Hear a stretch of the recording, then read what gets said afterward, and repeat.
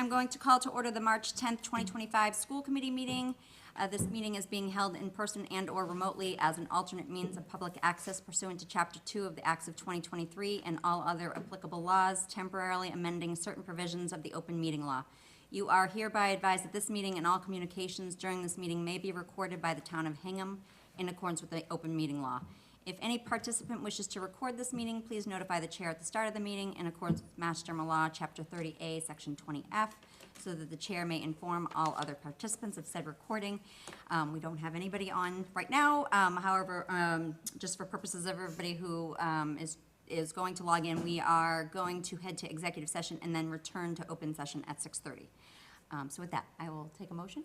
I will make a motion to enter into executive session and to reconvene in open session pursuant to Mass General Law, Chapter 30A, Section 21A3, for the purposes of to approve minutes from the executive session held on February 24th, 2025, as an open meeting may have a detrimental effect on the bargaining position of the public body, and the chair so declares. I so declare. To discuss strategy with respect to contract negotiations for the Executive Director of Student Services, as an open meeting may have a detrimental effect on the bargaining position of the public body, and the chair so I declares. so declare. And to discuss strategy with respect to collective bargaining or litigation and act as appropriate, as an open meeting may have a detrimental effect on the bargaining position of the public body, and the chair so declares. I so declare. I will second. All those in favor, Tim? Aye. Michelle? Aye. Ally? Aye. Jen? Aye. And I'm an aye as well. We will return at 6:30. Thank you. Evening, I'm going to Recording in call- progress. call to order the March 10th, 2025 school committee meeting. I will reread this message for anybody who wasn't here. This meeting is being held in person and/or remotely as an alternate means of public access pursuant to Chapter 2 of the Acts of 2023 and all other applicable laws, temporarily amending certain provisions of the open meeting law.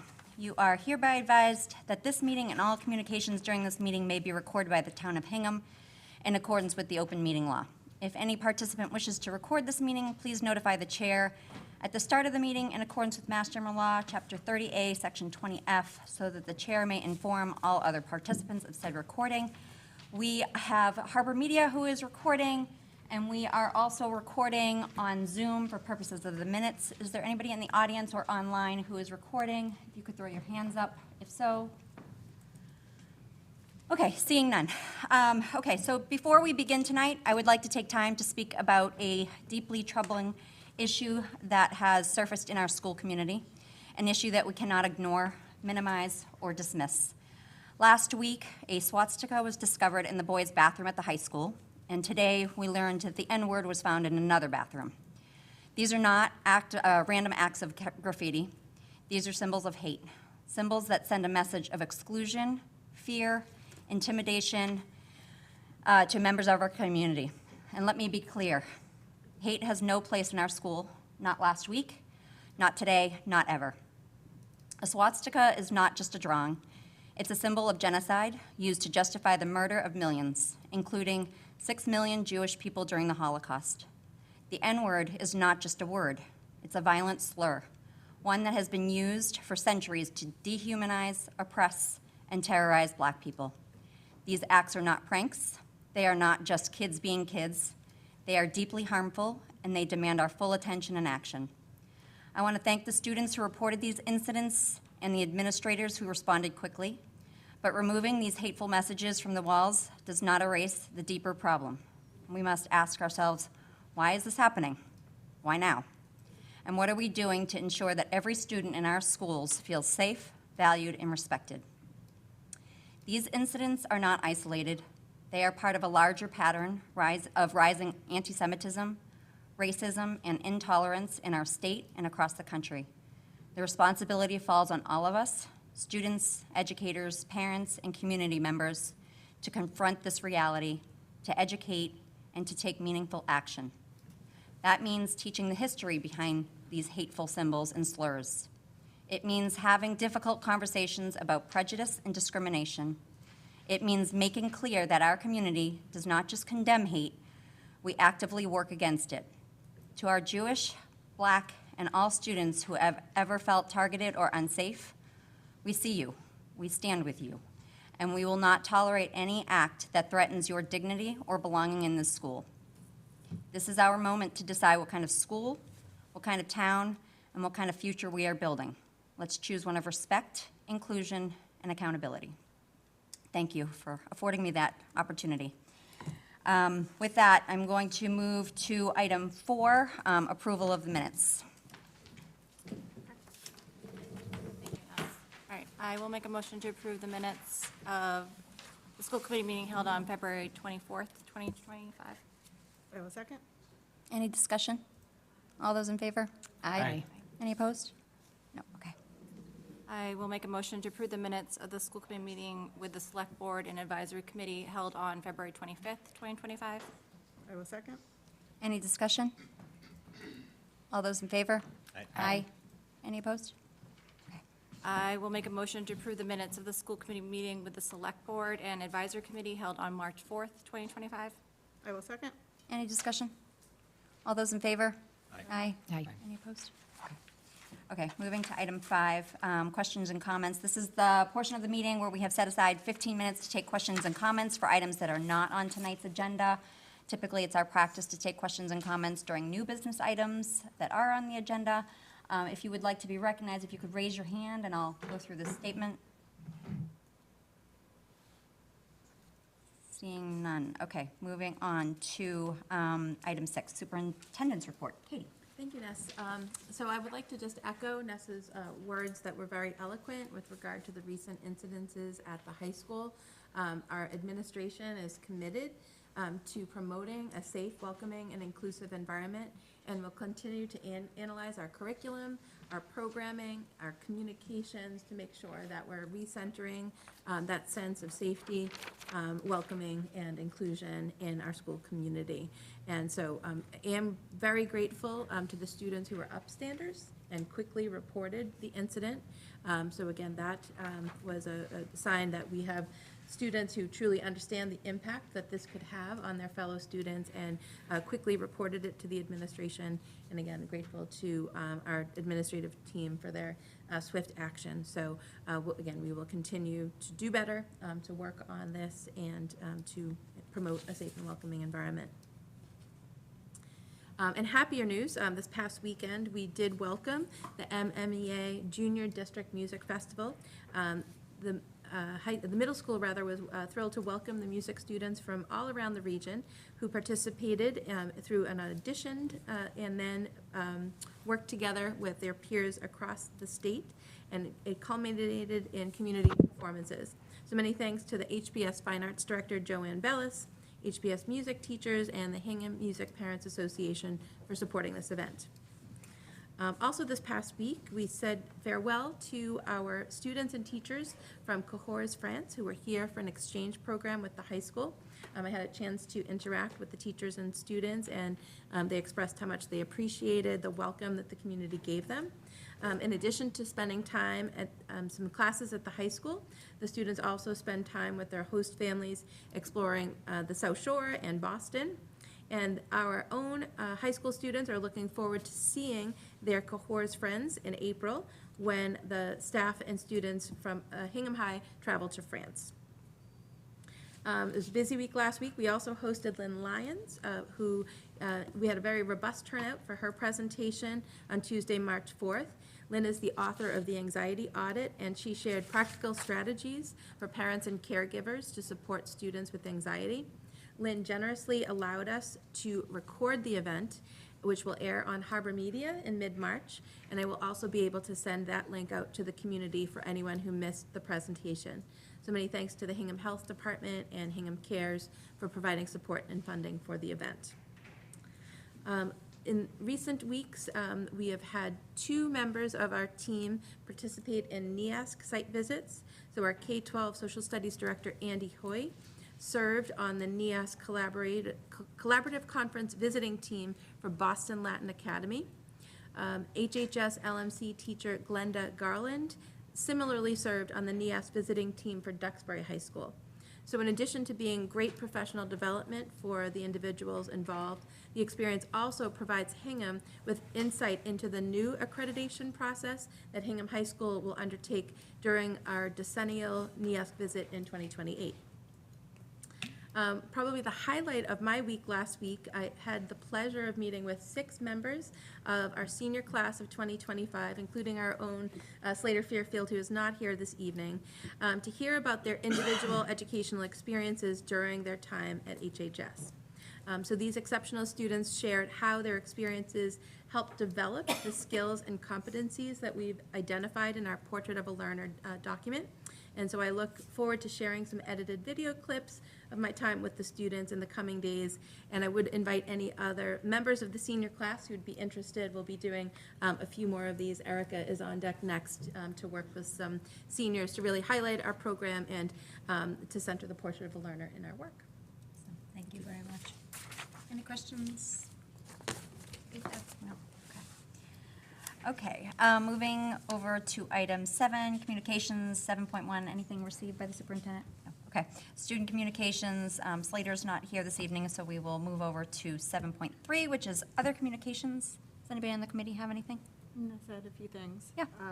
There's been several emails, some of which all of you were on, and others that had a portion of you on. So just to recap for everyone, I did receive some feedback with some questions in regards to the turf field and the materials in the report that was shared at AdCom. And so hopefully Aisha is going to provide a little bit more information in that regard. And then secondly, there's been several different emails in regards to support for the special education secondary position, Amy Muldoon, and just people wondering more how that would be restructured and how that would work.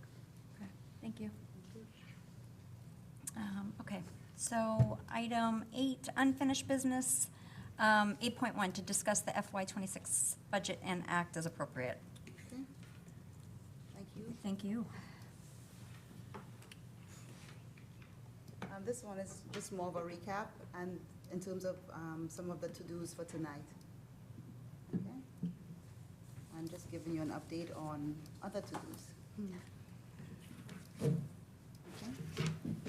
So a lot of what we had the past presentations on the website, and then we'll kind of just recap the budget very quickly because we've been through it a few times now, and then just kind of looking at where we would need some voting happening tonight in terms of positions and reductions and that sort of thing. Okay? All right. Thank you, Sherry.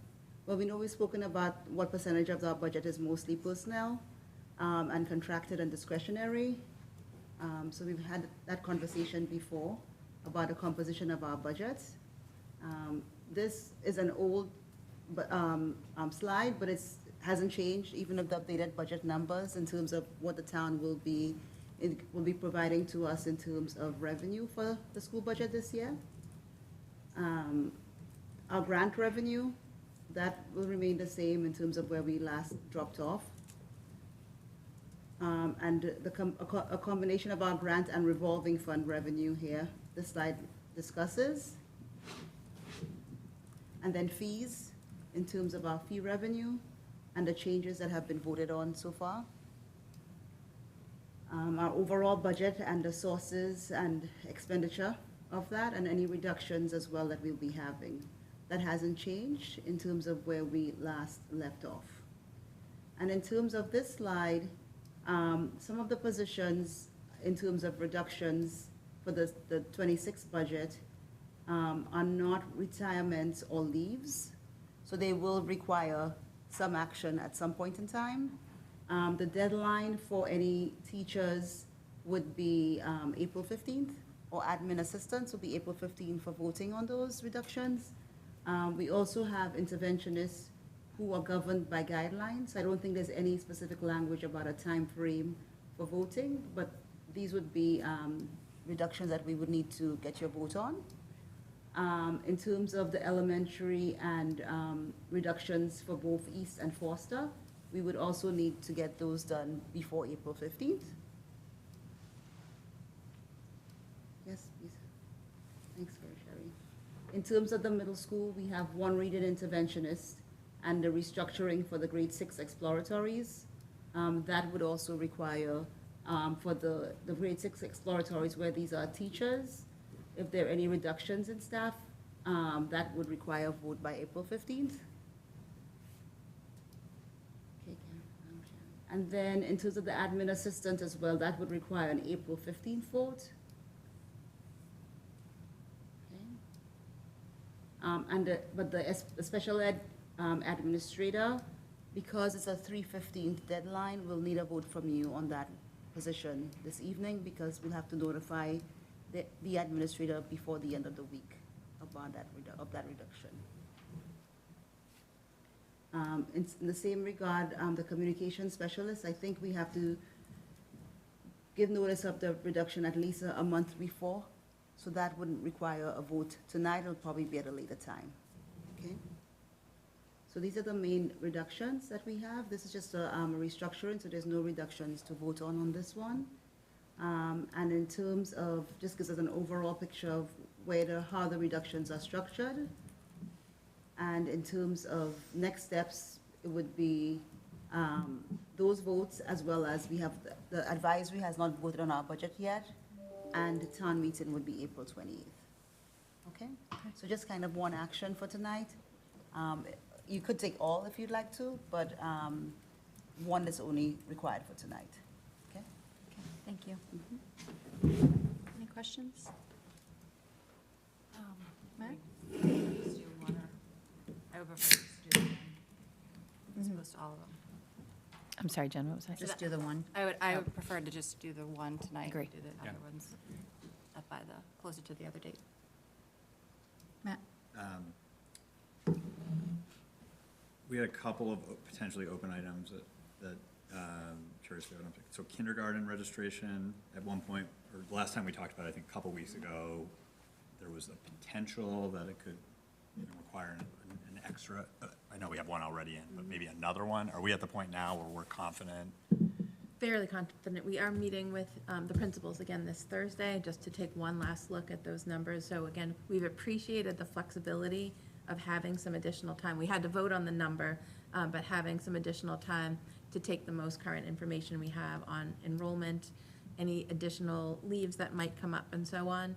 And so it really has given us some flexibility to try to maximize everything we can from this budget. So, but I would say the kindergarten enrollment numbers, I don't anticipate needing additional sections beyond what we have shared, and what we're going to take a close look at that on Thursday. We've given everyone a deadline to really give us a firm analysis by then. And so at our next school committee meeting, we plan to come in with fairly final enrollment numbers to the extent that we have. We can't predict who moves in over the summer, but we will have, I think, a pretty good snapshot of enrollment. And it was not only K we were tracking, but also 1. So we'll have a good sense of that. Okay. Two other quick questions, please. I think I ask this every time, and I always forget the answer. The reason to wait is because we think we might get more information that ideally would save Yes. a position or more. Two questions on that, so I guess I have 3 questions total. At this point, what are the chances, just to give me a sense, it doesn't feel very, I guess where I'm sitting, it doesn't feel very likely that we're going to have a change, but obviously somebody could retire, or, this stuff could happen, but. Absolutely. So family leaves or leaves of any kind can come up at any time. I will say again, the enrollment piece is the other piece that we're tracking. So we're not talking, certainly not talking 1.5 million. There's no way we're going to close that gap in the next couple of weeks, but we might have a little bit of wiggle room on some of the other positions. So again, we appreciate the flexibility of the committee in giving us that time in order to really maximize the budget. So again, this year, for better, for worse, we knew that we had that 3.5%. We knew that it was $70 million. And so just trying to make refinements within that $70 million to best support students. That makes sense. Or teacher retirements? Any other? There is still that possibility. So we will, I do think by our next meeting, we'll have, I think Yeah. in terms of enrollment in particular, I think by our next meeting, we'll be pretty comfortable with where we're landing on enrollment. And we do begin scheduling pretty quickly after April vacation. And so we really do need for principals to have a firm sense of staffing. And so I do think by our next meeting, we'll be coming back with pretty close to final. it seems out of order to riff people before AdCom has voted on the budget, so. And again, the only reason we're bringing this position forth tonight is because the HAA contract, the administrator's contract, has a March 15th RIF deadline, so. And this later, that was going to be kind of, I just want to make sure I'm thinking about this correctly. The later date is partly what the HEA, this is partly what we discussed. Because I guess if I'm an individual, like in some ways, yes, of course, I want to hold out hope, if that is potentially in this position, that we're going to find the money. But I also might want to know sooner than later. But I think that this later date is sort of agreed on as a beneficial. The Yes. later we can go, we're all collectively saying that's a good thing. Absolutely. So again, it gives us the most accurate information, and again, appreciate the partnership of the HEA and allowing us that April 15th deadline. It really does help us make the best informed decisions that we can. Because the additional thing too is that, just to add on to Katie, is that we may get enough information where we may reduce a position, but not a person, because leaves, just to give a little bit more granularity to that, in terms of somebody who may at first think that they're being reduced, we may have a leave of absence where they can fill that spot. So it may not be an actual person, just a position, right? So we want to make sure we can distinguish between those two. Make sense? It does. And to Ally's point, we have gotten several questions on the sort of what would it look like next year with the potential reduction of the special education administrator. I know that there's a lot still to come, and we need to vote on it, but can you talk at all just about?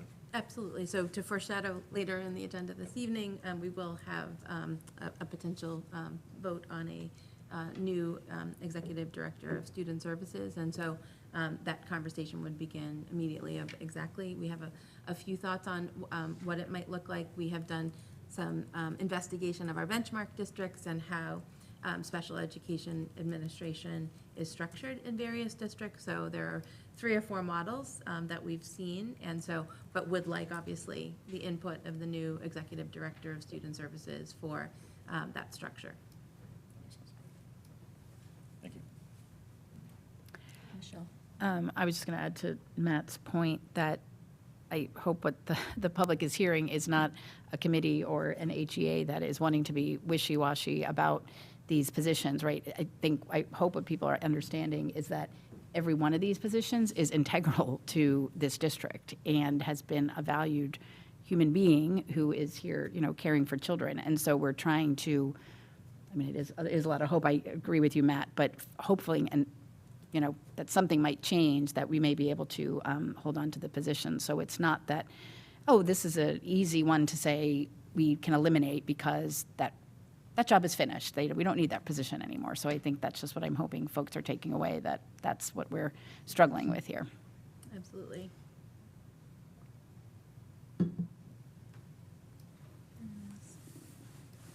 Okay. All right. Are we ready? Never ready, but. I will make a motion to approve for the superintendent to implement, to have the proposed reduction in force for the position of 1 FTD for the secondary special ed administrator. I will second. Any further discussion? All those in favor? Aye. Any opposed? Okay, all right, thank you for the update. All right, moving on to 8.2, to receive an updated presentation on Hingham High School, Plymouth River Elementary, and South Elementary School roofs, and act as appropriate.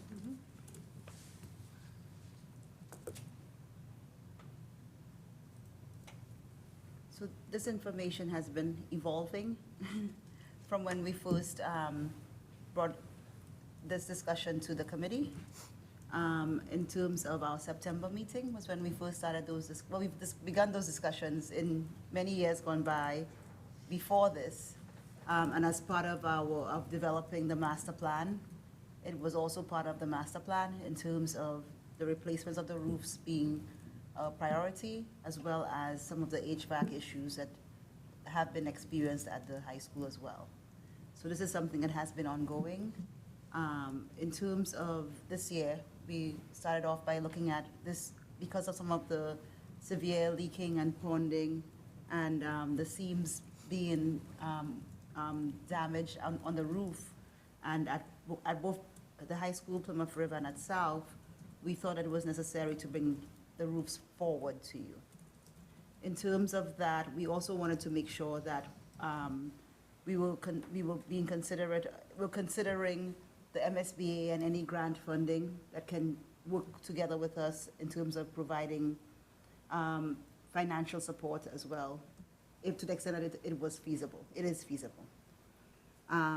We've brought those discussions to you and to the capital committees, and we've gotten a lot of feedback from those committees in terms of how we should be looking at it.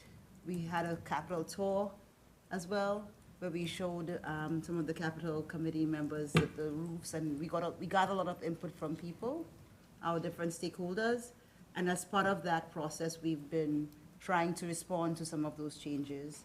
We've been gathering more information, so it does seem like a bit of a whirlwind in terms of the changes that are happening, but in terms of that, I think both Katie and myself, and the committee members and the Finance and Capital Committee have tried to be responsive to some of the discussions that we've been having, okay? So just kind of want to give you some kind of background, right? Thank you. What I try to do here is kind of take you through the timeline of where we left off before and where we are now. Because it's been changing a lot as we move along, kind of walk with me through the changes, and at the end, I hope to get any questions, because I think it'll give you that whole timeline, and you'll see the thought process as well, okay? Thanks.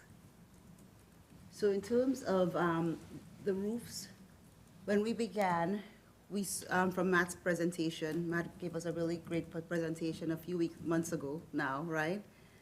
Where he outlined that the high school roof was most urgent in terms of the repair need and replacement needs of the high school. Second to that was PRS, and we did recognize that while South was also in better condition than the two, there still was or is significant damage and need for repair into the South roof as well. Initially, we were thinking about going through and having full replacement of all three of the roofs at the beginning. Then we, in terms of looking at it and looking at the town finances and everything else, we decided to stratify it, or to focus more on the more urgent need of the high school, and then to look at PRS and South in terms of just design, funding, and focus on a replacement for the high school. So where we left off in the beginning was a full replacement for the high school, an SOI in terms of a statement of interest with the MSBA, where we would apply for funding for the MSBA to be able to support the replacement of those roofs. If the funding was not available, we decided that we would definitely go it alone, because we wanted to make sure that we would be able to support to any changes that would be needed on the high school roof because of the extent of the damage to the roof itself. Okay. Again, as I mentioned, so Matt and myself are in the process of gathering the information right now for filing the grant application with the MSBA. So I've been in constant communication with the MSBA in terms of questions, in terms of making sure that procedurally we're doing everything in the right way, because the MSBA, in terms of that grant, there's a step-by-step process for it. And if you jump ahead one thing ahead of them, they may ask you to go back and do it again. So I want to be very careful in terms of each of the steps that we, follow, and we make sure we're doing it in a methodical fashion, and that they also agree with the steps that we are taking, okay? So we've been in constant communication. Even in terms of the SOIs, that we've kind of been talking about a lot and looking at what kind of past that, what Matt needs to do, what I need to do, how we can pull it all together. And the deadline for that is 3/21, but we're hoping we can get it done ahead of time so we can get that in. The SOIs have been voted by the school committee, and they've also been voted by the select board. Okay? As we come on, we'll go further into the presentation, we'll notice that there will be updates to that, but we can discuss that as we go along. Okay? In terms of what has occurred so far, the Capitol, when we met at Capitol, some of the questions that came up during that Capitol presentation was that one of the big needs that we have is also replacing the rooftop units at the high school or the HVAC system on the roof of the high school. One of the questions that followed was, should we be asking for a whole new roof and not replace those HVAC systems if these are also failing? And if it is that we're putting on a new roof, do we want to put a new roof on and then afterwards go back and update the HVAC system after we put a new roof on? It seems like we would be going back and forth on the roof all the time, and it could cause damage to the roof itself. In speaking to Matt and in terms of his research with other engineers and other roofers as well, we agreed with that, and we did agree with it before, but we were concerned about the cost. In terms of full replacement of the HVAC system, the replacement cost was upward of about $18 million to replace. So to combine $18 million with the current roof replacement, it seemed like an exorbitant amount to go to town with at the time. So we held back in terms of trying to move forward with the HVAC system. But in speaking to Capitol, their feedback was, even if it is very costly, it may be more efficient, and we agreed with them to request both of those at the same time in terms of funding, in terms of going on the roof, and in terms of ensuring the longevity of the roof itself. So again, we took that into consideration. We also had forecast meetings with advisory and the select board's members. And in terms of those discussions, we were getting the same kind of feedback.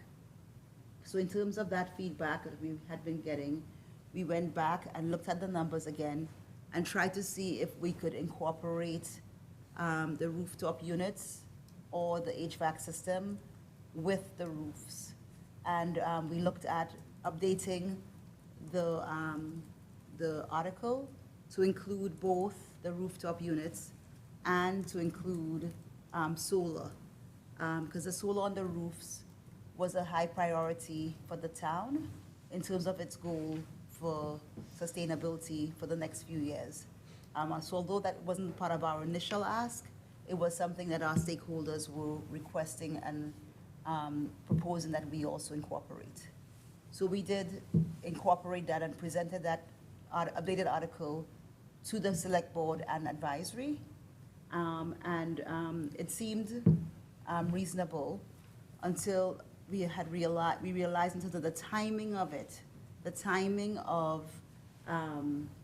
the next slide, jump ahead of myself a little bit too.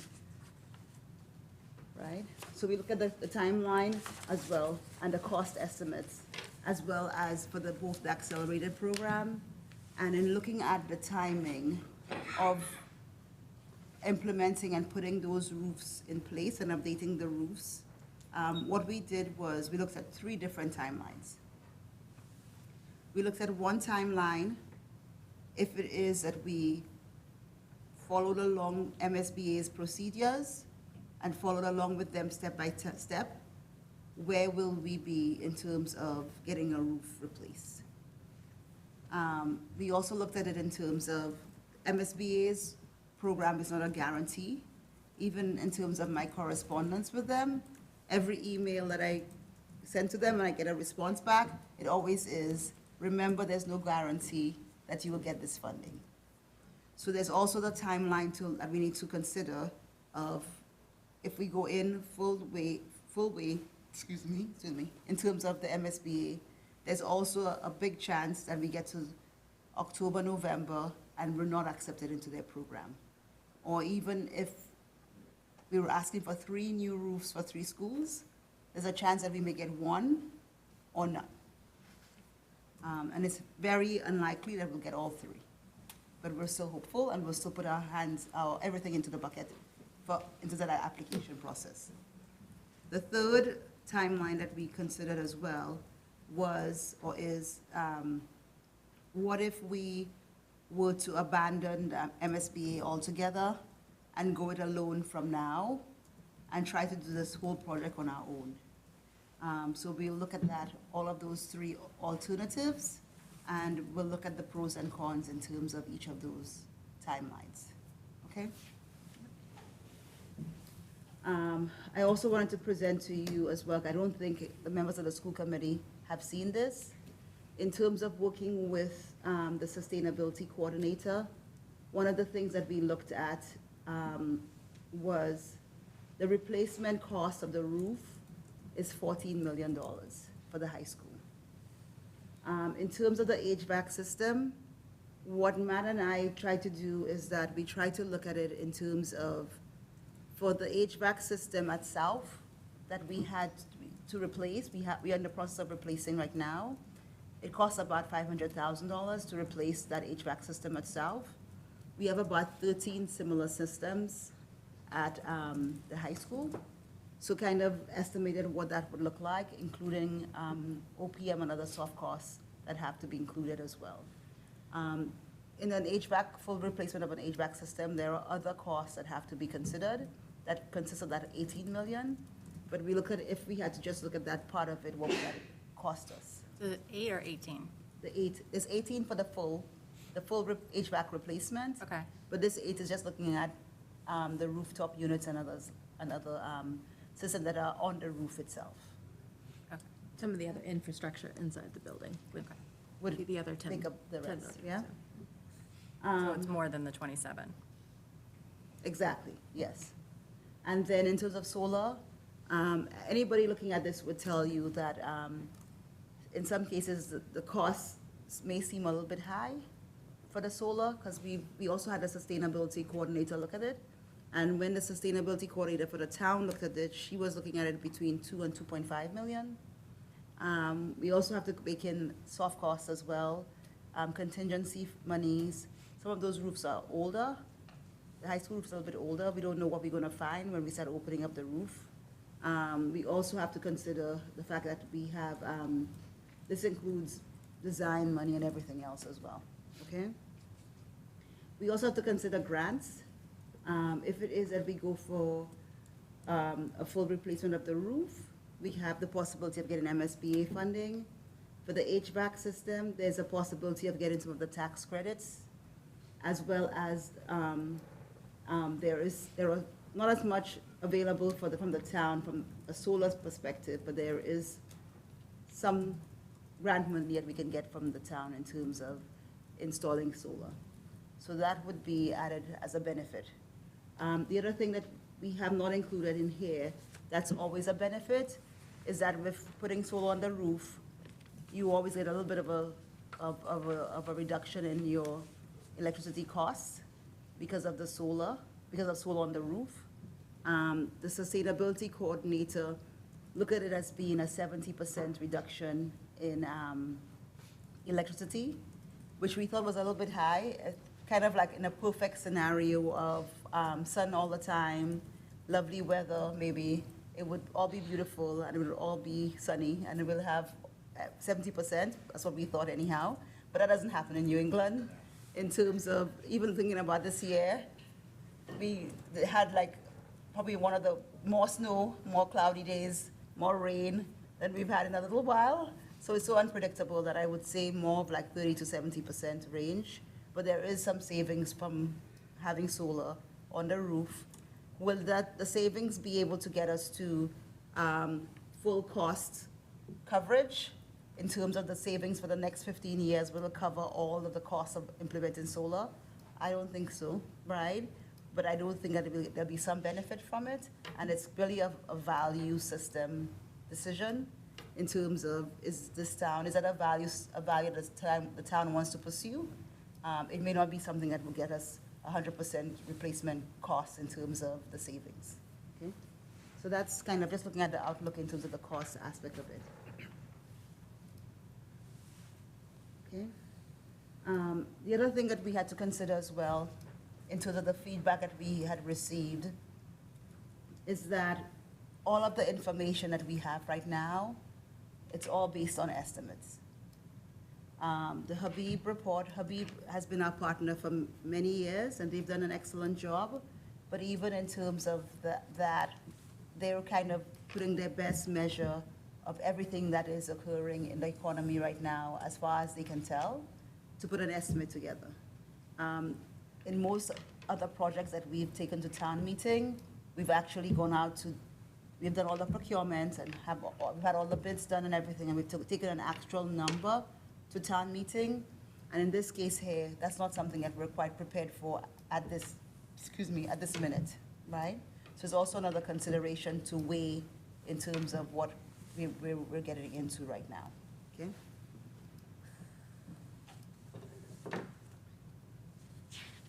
Okay, and then I kind of wanted to kind of take you through the MSBA process a little bit deeper. What I was able to gather over the last few weeks is actually the MSBA provided information of their 2024 process when other schools had applied for the accelerated program, and the timelines and everything that occurred based on that process. Okay?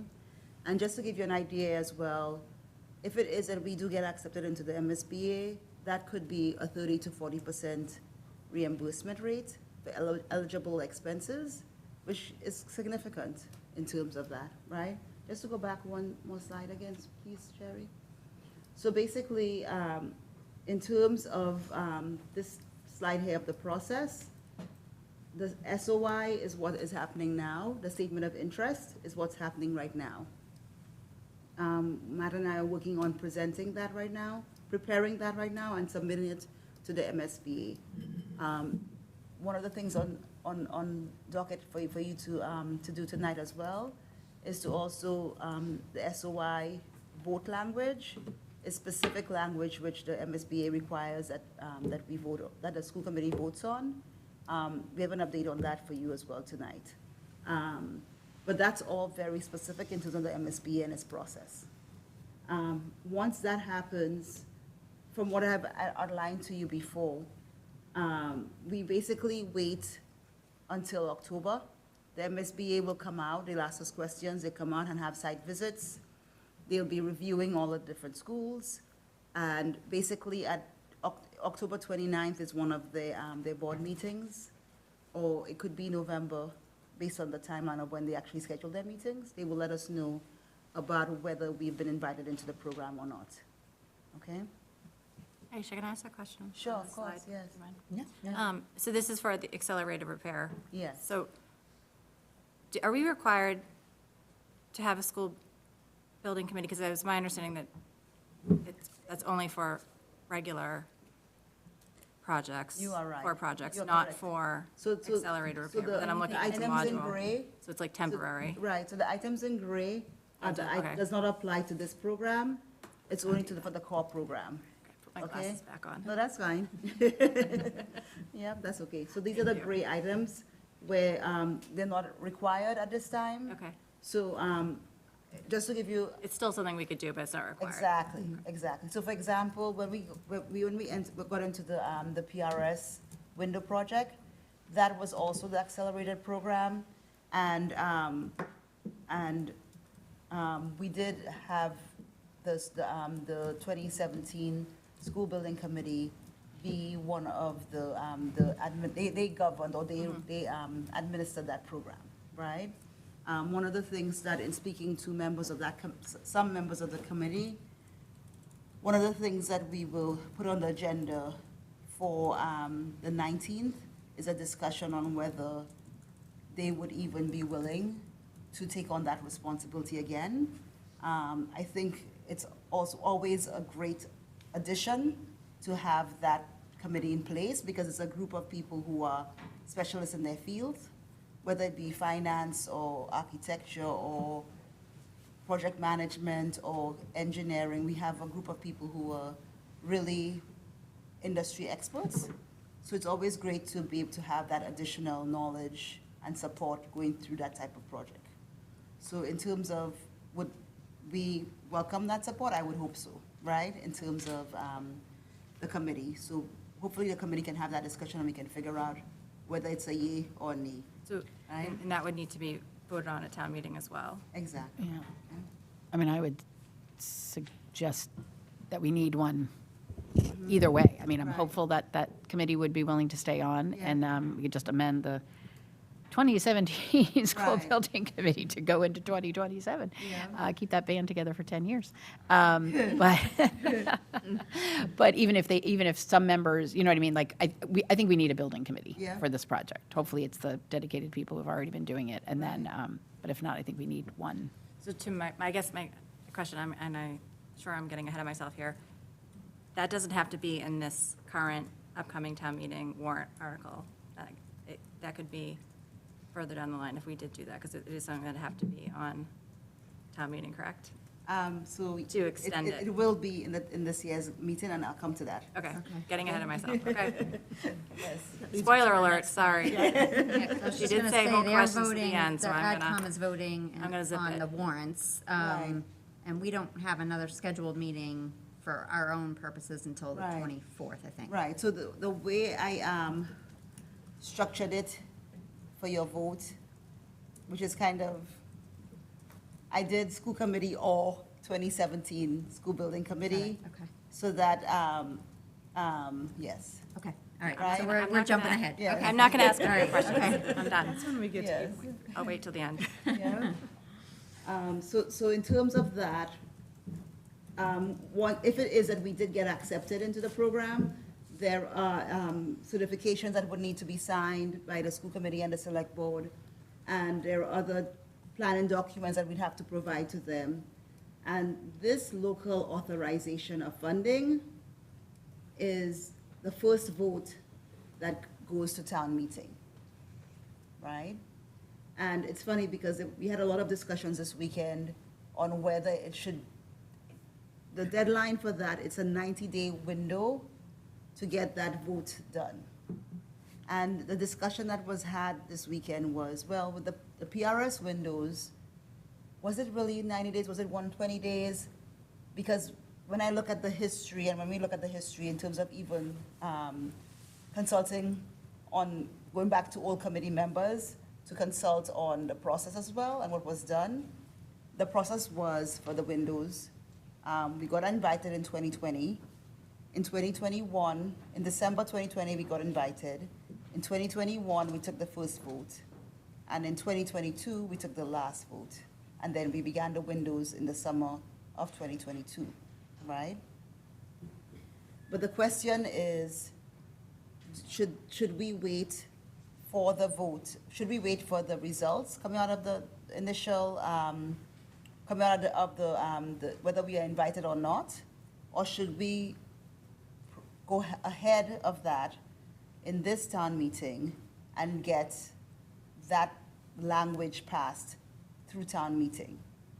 And in terms of looking back and asking the question of the MSBA, you don't get a definitive answer, but the information that they provided suggests that commencement date is the 90 days, where the 90 days starts.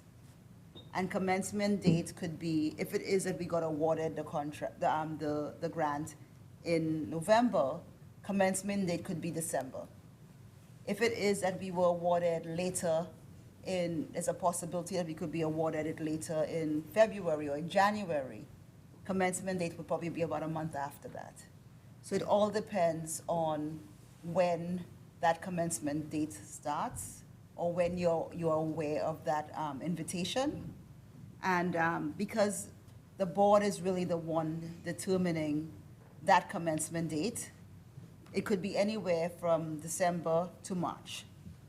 If it is that we were lucky or unlucky for it to be March, then 90 days from that would be town meeting of the following year. But if it were that the commencement date was December or January, 90 days would be sooner. and it would mean we'd have to have a special town meeting just to approve it.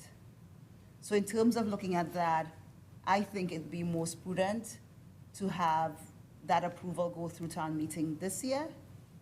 And then, if it is that we get the funding, we're ready to go. If we don't, then we figure out what the next steps are. Okay, so does that answer your question, Jen? Yes, okay. So that's that, right? So in terms of that language, what we've done in your package as well for tonight, I also included 3 of those votes or articles. Those articles, the person I was speaking to at MSBA, she says that their legal needs to review those votes as well. So I submitted the votes to her, she reviewed it, she gave me feedback, and I updated it again, and I updated your package again. There's also the possibility that once their legal reviews it, there may be further updates. But I think we can just go ahead with our process for now, and if there are updates along the way, then we can work with the select board, advisory, et cetera, in terms of tweaking the language. But I have submitted those over to the MSBA for their legal review. Okay? Anything for now? Questions? Okay. So that'll take us to the local authorization of funding, and I'll try and speed up a little bit because I feel like I'm taking a long time talking about this. In terms of, once we have that done, then we go into forming the team. Forming the team, if you are part of the MSVA, Michelle might remember, they just assign us an OPM and they assign us a designer.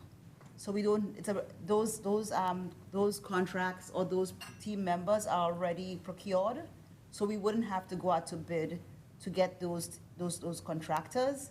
They would just assign those people to us. And when they assign those people to us, those contractors to us, we would have to work out contract language in terms of the fee, et cetera, negotiate with them, but we don't have to go through the full procurement for those contractors. So we'll be assigned those. And then we can have our schematic designs done, and then the project funding and everything else would be determined in terms of the cost. We have the full specs and the drawings and everything else from the design, and that can go out to bid and everything else, and figure out the funding.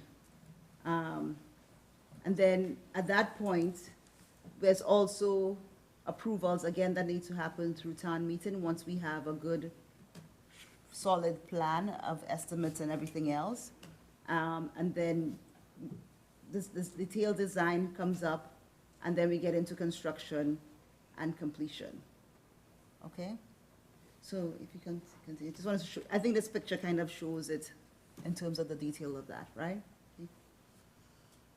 So I think I kind of spoke to a lot of that, so we can just skip ahead. Thank you, Sherry. Okay. So just kind of, so what I do now is walk you through in a tabular form the timeline, so that at least, maybe, I don't know, I feel like, from my understanding of it, it kind of is better to look at it, to look at it and have it laid out that way as well, right? So right now, we're working, just as I said before, we're working on the SOI at this point in time. We get accepted into the program about October, December. Then we go into the prerequisite stage. We get assigned, our consultants, and we get all of those things done. But you will notice, as part of the timeline, we're forming a team, and this is like, if the range is 3 to 4 months, 7 to 9 months, I have assumed that we're on the latter end of the timeline. So it's more like 9 months rather than 7 months, because I think I'm trying to be more conservative in terms, I don't want to tell you it'll happen sooner, and it will not happen sooner. So I'm being a little bit conservative here. So you'll notice by the time we form the team, we're at May 2026. So in terms of that timeline, and when we will get everything done, you'll notice that we won't be able to even start construction until a couple years' time, right? Just because of MSBA's process.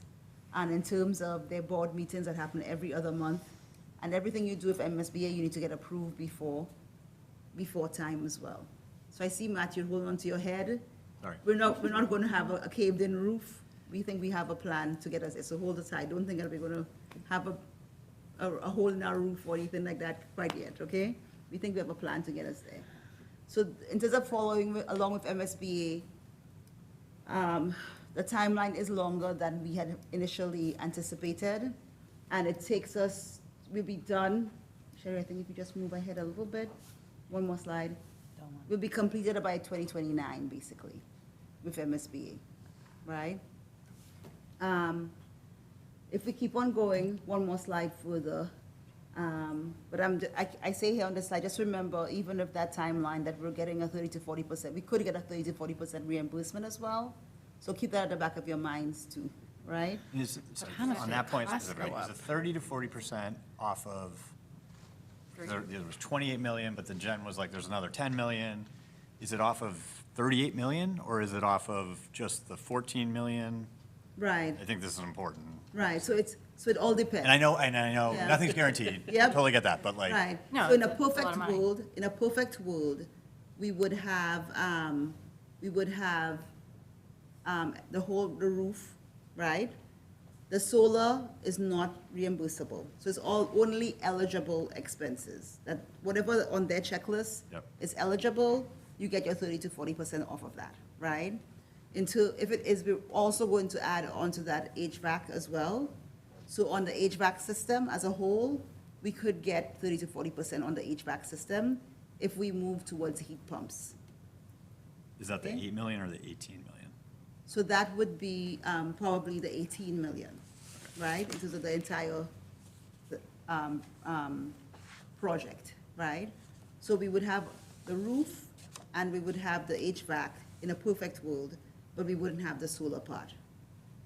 We would also, with that system, also, from what I've seen so far, be able to get some of the credits on the HVAC system and on, well, not on the roof, but not on the solar, but on the HVAC system. But if, So the roof and the HVAC, and what about the RTUs? Any, So that's the HVAC that system. okay, got it, Yes. all right. Yeah. Okay. and if they weren't heat pumps, they were what we have now, then that wouldn't be eligible for MSBA. It would not. Okay. None of the 18 million. If it were not heat pumps, then it would not, because the MSB is only doing heat pump conversions. Okay. That's what the HVAC system is. And I've learned a lot about HVAC the last couple of months too, so, yes. Okay, does that clarify anything for you? No? Well, to Matt's point, what's the total amount? So the total amount would be the 14 plus the 18. And is the heat pump like our decision, or like how because that's a huge number, obviously 18 It million is. is like, I don't know the pros and cons of Right. heat pumps versus not Right. heat pumps. But So to give you an idea, from, Matt, maybe you can speak to that better than I can. Not maybe, you definitely can, right? So the heat pumps, we went back and forth and we talked to a lot of designers about this, and the supplier and contractor that's putting the RTU in itself. Heat pumps can be embedded in the RTUs. Instead of hot water, which will heat a space, they put a heat pump in. Instead of cooling a space with chilled water and a big giant chiller, they put a heat pump in. And it serves the same purpose. Matter of fact, it just moves back and forth between the two.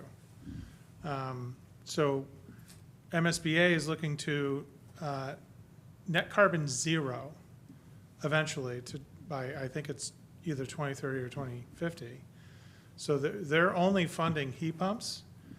Viability, they're essentially, from what I'm hearing from our contractors and from our experts, is there's essentially no difference between replacing an RTU that does not have a heat pump and one that does. So it's really important for us to start thinking down the road, especially with MSBA, to start replacing entire systems with heat pumps. sorry, can I ask Go one more ahead, yeah. question? That's helpful. Yeah. So when they tell us in whenever it is, October, November timeframe. no, but in, well, whenever they In tell us. December, and and let's say they said, yes, we approve, or you're awarded. Yeah, Is it, like, I guess I'm having a hard time understanding, they're just like, hey, we'll give you either $3 million, $4 million, or $14 million. Do they don't differ, they just say, whatever the total cost, is that what the answer is? Like, we don't know what the No, total so what cost they is do gonna is be, they but- force us into feasibility and schematic design. Okay, it'll be, And yeah, they say, we say, we think it's gonna cost Yeah. $18 million to replace all the HVAC at the high school. Mm-hmm. We enter into schematic design, which includes feasibility and energy studies as well, which I found out. And they come back with a number that's very defined, and it's decided on. And then the MSBA goes, okay, we'll reward you 30, 40% based on the design you have, that's one, and your demographics of your community. And it's a formula that's pretty defined. Right, So, so that'll but it determine also what depends on your percentage you get. design. right? So the more progressive you are with your design to be net zero or to be more heat pump or efficiency or sustainability related, the more money you would get with that reimbursement. So we don't have to decide on a heat pump No. or not tonight? No, not tonight. No. And everything is a question, right? So for example, even with PRS, for example, there will be a question. You should be looking, are you gonna look, are you able to add solar to your PRS roof, right? From where we sit here, we know that it probably won't be feasible based on the age of our framing of our roofs at PRS. So the answer probably would be no. But MSBA wants us to go through the process of evaluating that question and making sure that indeed we are not able to have solar on the roof. So in terms of the heat pumps, maybe it sounds like a great idea theoretically, but we'll have that evaluation be, is it actually feasible for the size of the building and the amount of heat we need there? Can we even think about having heat pumps? And if the answer is yes, we can move forward. If the answer is no, then we have to find something that works for us. And it may in not that be, scenario, if the answer was no, I just want to make sure I'm tracking. yeah, Then MSBA would say goodbye, I can't help you because I'm, with anything, even the no, 14 million. just in terms of, That 18 million. yes, Yeah. exactly. Thank you. Okay? And can I ask one more question? And I want disclaimer that this is all not guaranteed because, So that's. yes, What yeah. percentage, and do we know how many are typically awarded, like? so for example, in Foster, we were about at 40%. No, sorry, Sorry. of people, of towns What are that the odds submit we're gonna get? applications for this type of project or any.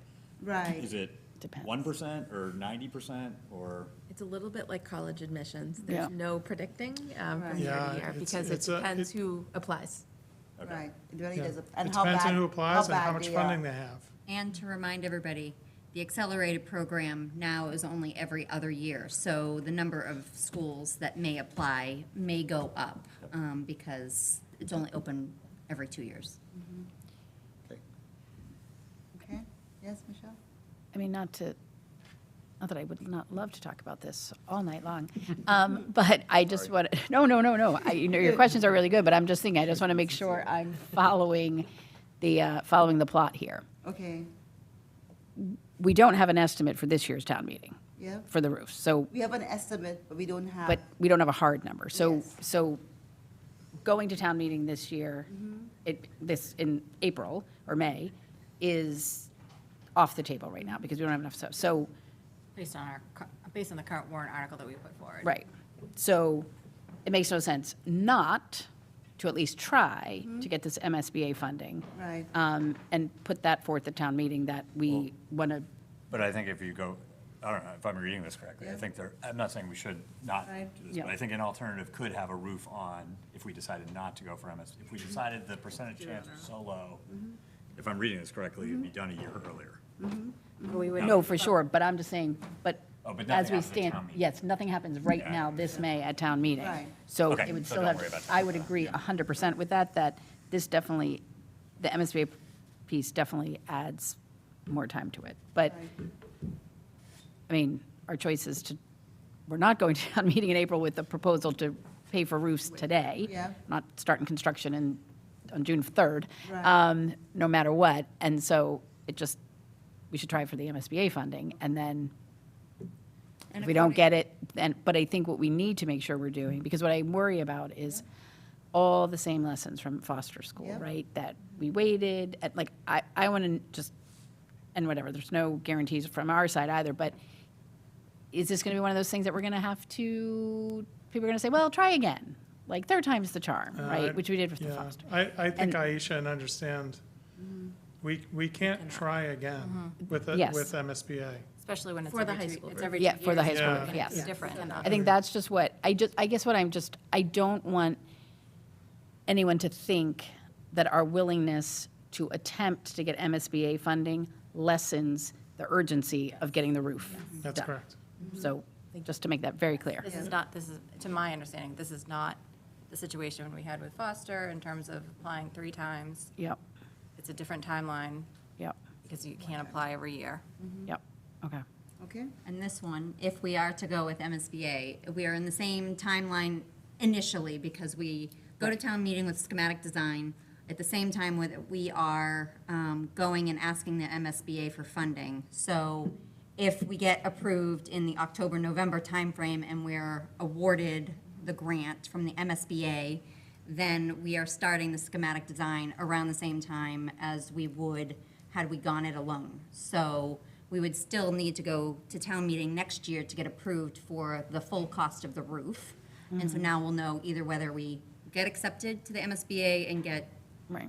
some amount given back to us, or we have to go to town meeting and get the full cost of the roof replacement.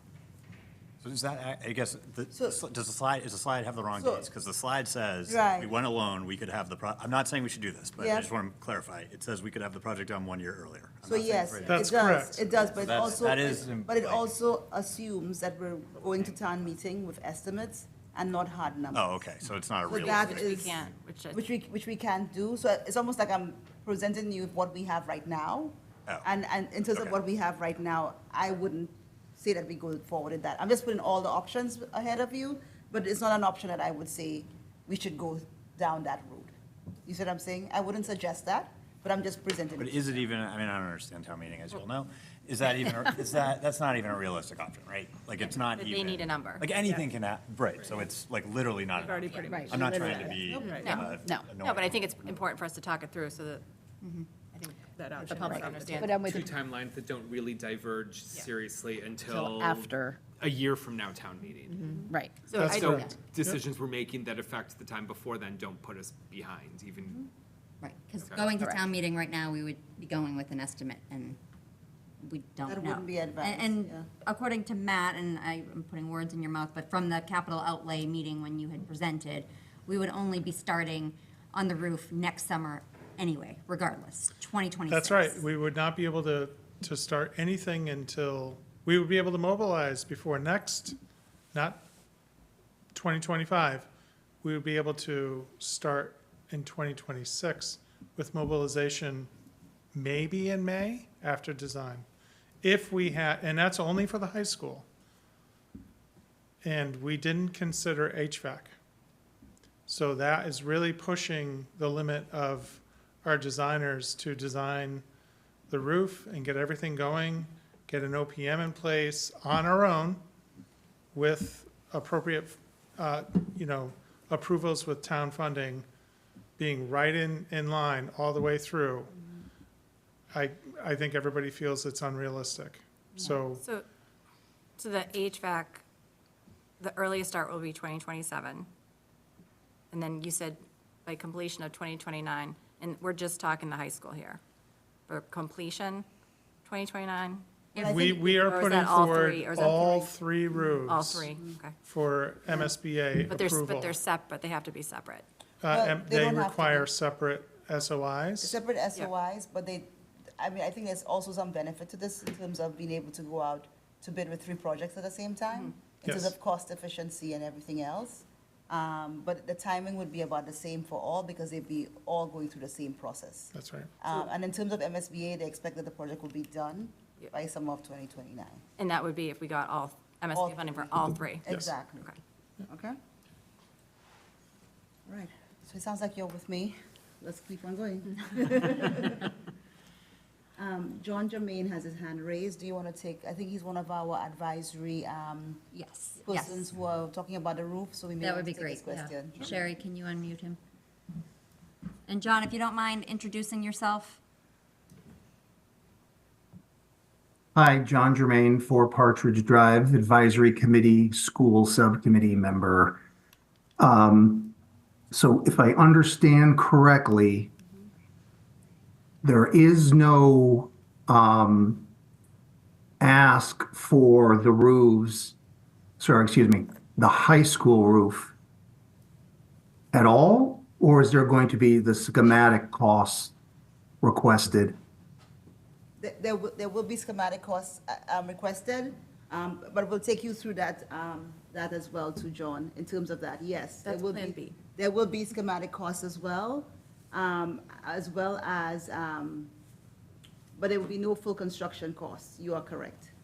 Okay. So is Article R going to be rewritten? It has been, and I will, once we get it approved tonight, I'll submit everything to you, John. Okay, thank you very much. Okay, all right. Okay, thank you. Okay. So I think if we don't get accepted, we can actually push things along a little bit faster because we don't have to wait on MSBA for all the approvals and everything else. But basically, the closeout would be about the same thing in terms of summer 2029. Okay? Can you just articulate really quickly, sorry, on this one, it says construction and project closeout a year later. I didn't, on the previous one, there was like no project closeout. Like, what does that mean? What is project, like, what does it mean? Because it's a year later. Is the roof like 99% done? Yes, substantial completion, and then there's punch list items. You forgot to pick up all your scaffolding. You know, this part of the roof is leaking. So it is essentially the same project timeline, accelerated with a special town meeting because we didn't get MSBA, we didn't get into the pipeline MSBA. But if- So it would be important to move that forward quickly. Did we talk about this? So to Matt's point, so, but if we did MSBA, the project closeout is really the summer of 2030. No, it'll be 29. Why would there not be The punch list? project, the construction closeout, I should say, Yes. that's a, project closeout's a little different. The end of construction would be the same date. Project closeout with MSBA takes A little bit longer. a It does much take a little bit longer time period. Yeah, you're right, Michelle. Project the actual closeout paperwork, within a school system in a town. Yeah. With me being the OPM and having a project manager would be much quicker. So, I'm sorry, I apologize for this. Yeah. On the first, the MSBA, it says construction, so forget completing the project. Yeah. Summer 28 and summer 29, and non-MSBA construction is summer 27 and 28. I just want to make sure. So it is, if we didn't get MSBA, we obviously have to pay more, that stinks, but we're done a year earlier. Is that, I think so, because that correct? what we're doing here is that we're saying, it's because of the administrative burden, not burden, well, the burden of MSBA in terms of their board meetings and everything else. We don't have to wait on them for any of that, and we can move forward faster without them, right? In terms of, so for example, we would have to, for example, go out to bid for an OPM, whereas in terms of their process, they just assign one to us. The same thing with the designer. We'd have to go out to bid for that. So that takes a little bit more time upfront. But in terms of the schematic designs, we would have like 3 to 4 months for that to happen. And that can happen upfront very quickly. Exactly. Okay? And particularly if we are able to have a town meeting in October 26th, a special town meeting October 26th, it does push things up even faster. If we have to wait until April 2027, then it's a little bit of a delay in terms of that as well.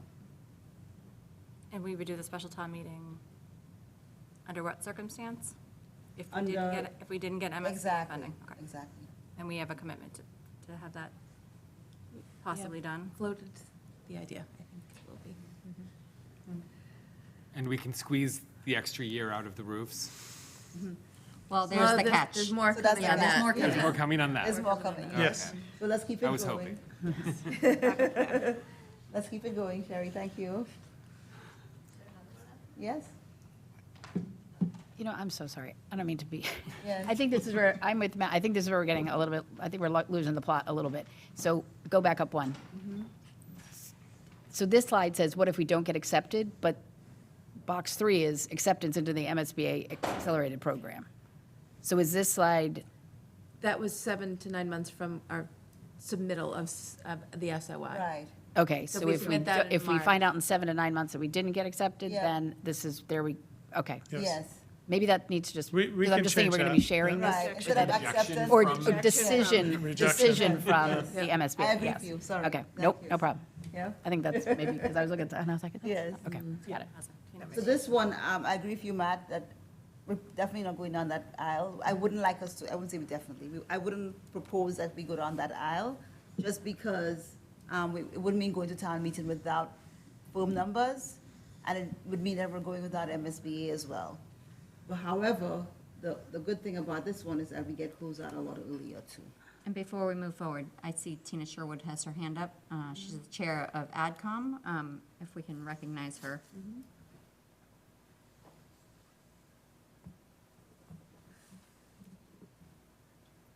And Tina, if you don't mind introducing yourself when you are unmuted, that would be great.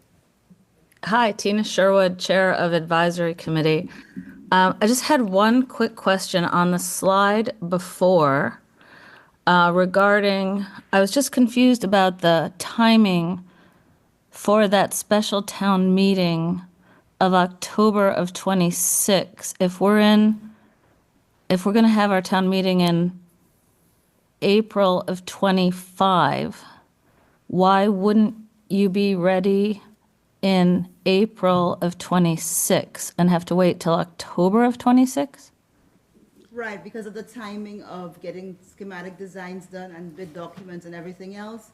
Because we only find out about MSBA's decision in December about. So it gives us only about 4 months, less than 4 months actually, to get the design work and construction bids and everything else done. So the timing would just be too tight to be able to get it all done in. Okay, thank you. Thank you. Okay. Okay. And then the last timeline was going it alone, and I agree with Matt that it's not the most realistic point to take, because we would be going without estimates, we'd be going without MSBA, but the benefit would be that closeout would be a lot sooner, right? And then the next slide, put it all together, right? So Michelle already gave us a nice synopsis before in terms of everything, but just wanted to add one extra piece of this, is that in order to get us over the hump between now and the end of this project,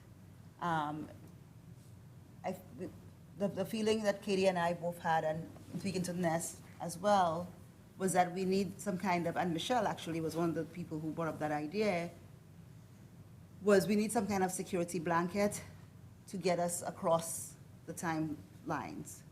One of the things that we did with Foster was that we had asked the town to give us an extraordinary account of, at the time it was $350,000, and that was how we were able to get through to Foster up to today in terms of any repairs or any additional work that was needed to be done on Foster.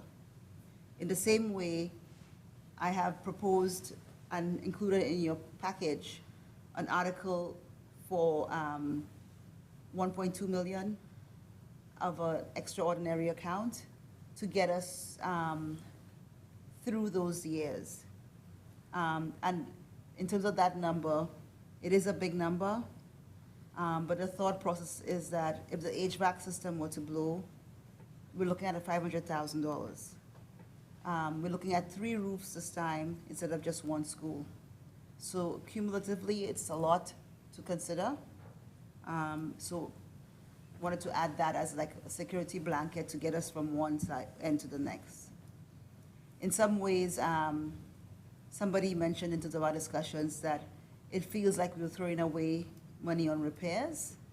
But I think in terms of what is at risk, in terms of going to town meeting without having firm numbers, in terms of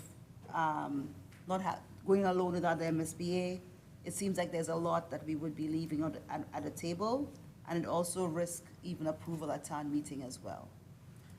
So the add to that is that if we were to go to town meeting with an estimate and not socialize this, and it gets denied, we can't go back to the town for the roof for another 2 years. We can't put another warrant on for 2 years.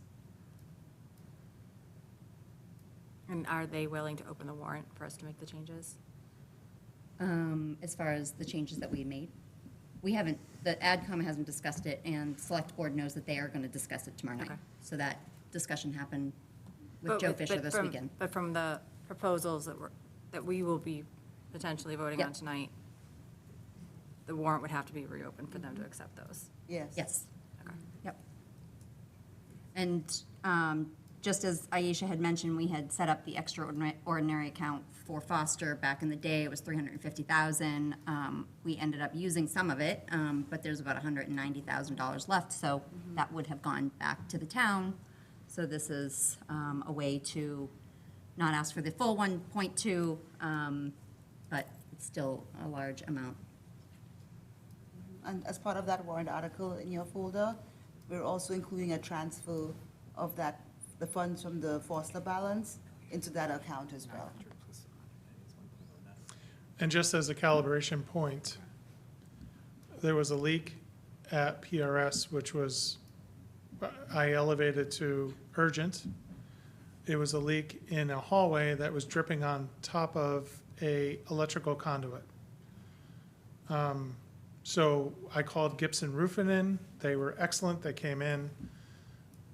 They struggled to find the leak. It's a layered roof. It's flat. He came back several times. They were amazing. He ended up suggesting that we replace a 20 by 40 foot section of the roof. It was $22,000. That's a tiny portion of PRS.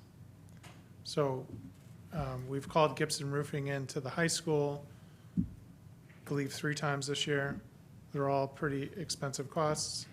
And to PRS, they've been called in twice. So the leaks are active, and they're intrusive, and they are impacting the educational environment. So just to kind of give you a thought on how you should think about moving forward, $22,000 times an invasive leak that can't be solved, times all 3 buildings, I think that cost is prudent. If not, we need to start thinking about how we're going to move forward if we don't get the funding.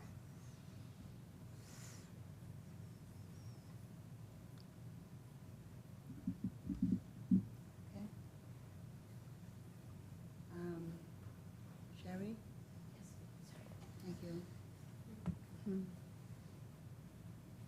And then, so in terms of your warrant articles, we've done 3 things in the articles. We've said, we've put that first approval that MSBA requires. It's in the package for approval. That first line on that progression line, those 3 articles are included in your package. And we're also including the schematic designs for the high school. And we're going to keep the PRS and the South schematic designs as they are, as if it is MSBA does not approve of or invite us in to be a part of their grant program in December, then we can move forward with schematic designs on our own. We don't have to then wait for another town meeting to get those schematic designs, to get the funding for the schematic designs.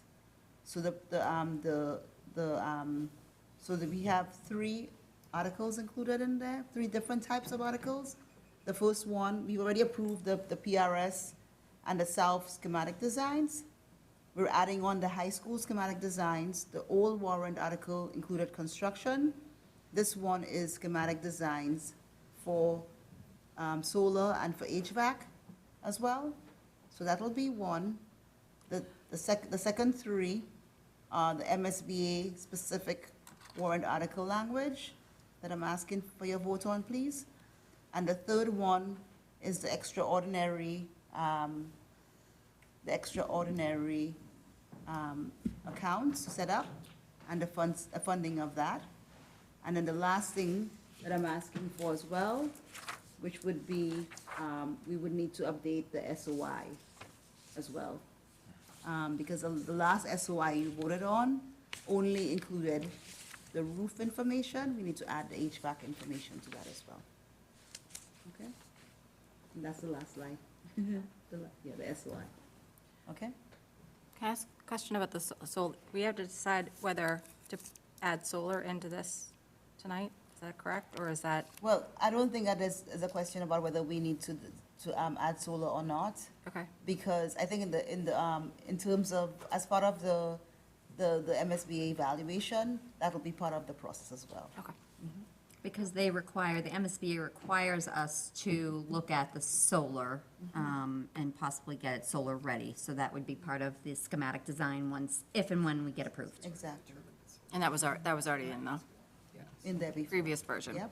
Okay. We don't have to do that. Yeah, Sorry. no, So sorry. I just want, I need to say this for my own. I walked out of the meeting a few months ago feeling like we were talking about if the roof, the roof is a failure. This is probably my own lack of understanding. The roof is at failure. If the roof, really goes badly, we can't, we know where to house the high school students. And I was like, okay, yeah, we got to get after this, thinking that it would, and I know the timeline's been updated a little bit, but certainly not thinking it was going to be like 4 years from now, 4.5 years from now. So I'm just trying to get more, I don't know that we have much alternative, but I'm trying to sort of like reconcile how we were talking about failure and like, what are the chances that it like truly fails before 2029? Like, is it, I know we can never say it's 0% chance, but like, is it? It has failed. The roof has failed. So, yeah, when I say fail, like, because we did say, like, we really need this because we can't move the high school kids anywhere. So like, to me, that's where I'm struggling a little bit. Yeah. Like, So, uninhabitable. Like, what are the, is it? so possible? that question was asked several times by many of the members that were here. At all of those, like the AdCom and town council. And we really pushed that issue, and what it came down to was, but the numbers you're giving us aren't sound. So they're kind of there, but is this what the real cost was? And we had no way to indicate they were. And we asked that question again. Actually, I didn't ask it. I think Ness, you asked it. You said, well, what if the building what if the roof collapsed? They said it would be an emergency procurement, immediate kind of, you would come to the town immediately and kind of go through that process. And we said, okay. I think that we always have that in the back of our mind. We do have an active team. The roof is actively leaking, but we're correcting it. There's proactive maintenance going on right now.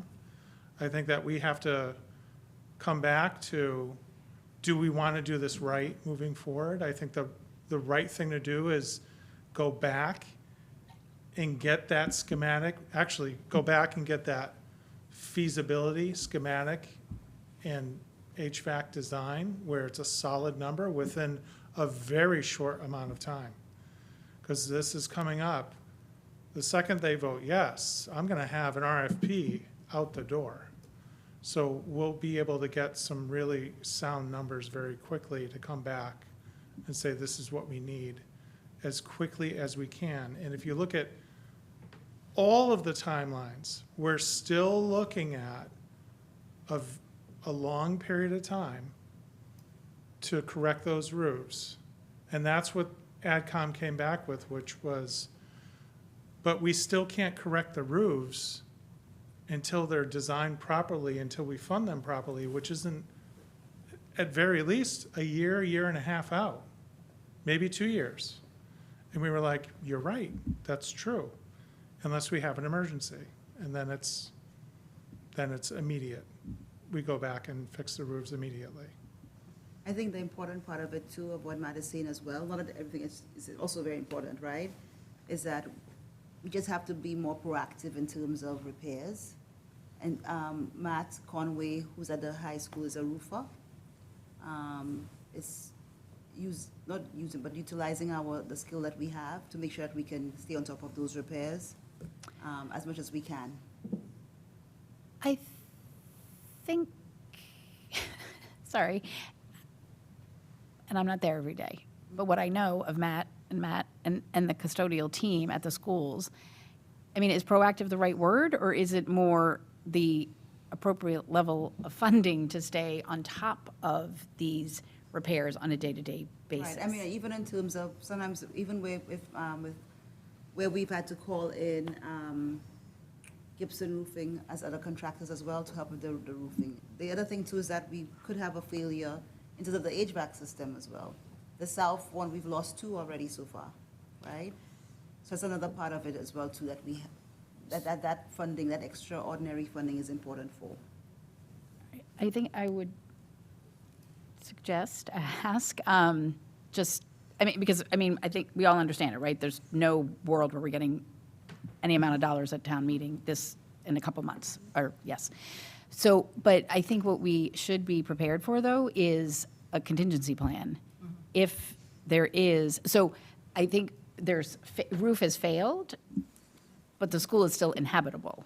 I think we need to have a contingency plan for the roof has failed, and now we can't send students and staff in there because there's flooding in Jacqueline Beaupre's hallway, and we can't send students in there, it has happened, for several days or weeks or whatever it is. So I think that's just one thing I would ask as part of this, and I shouldn't look at you because you're going to do that, but I think that's one thing that we'll need, right? Is it freshmen are going to have to go to the middle school and sophomores A through, it's just some sort of plan that we have, just because I am, and I think Matt as well, I'm worried that there could be something that happens, that the building's uninhabitable for a period of time, even with, Yeah.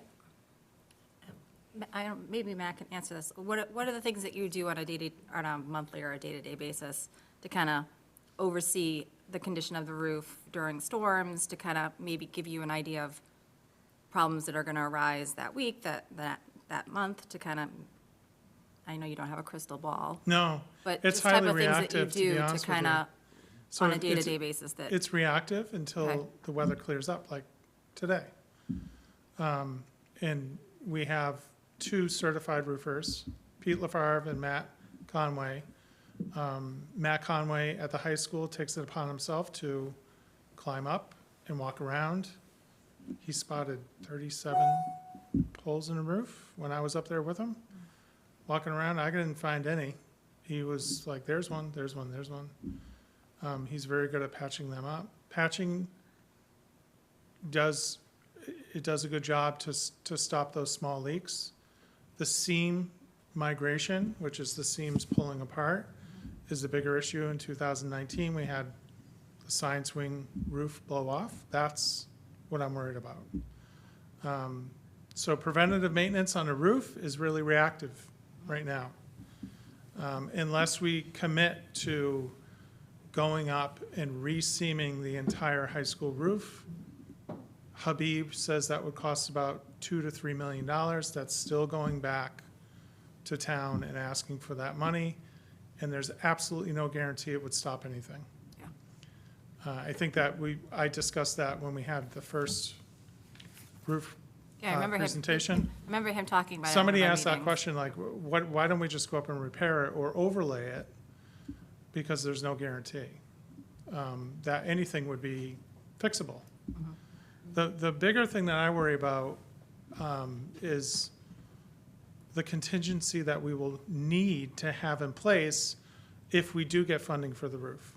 that we really need to discuss, because when they start peeling back that roof and look at the structure beneath it or the insulation and everything else that needs to be replaced, we need to have that money in place to kind of move forward with that.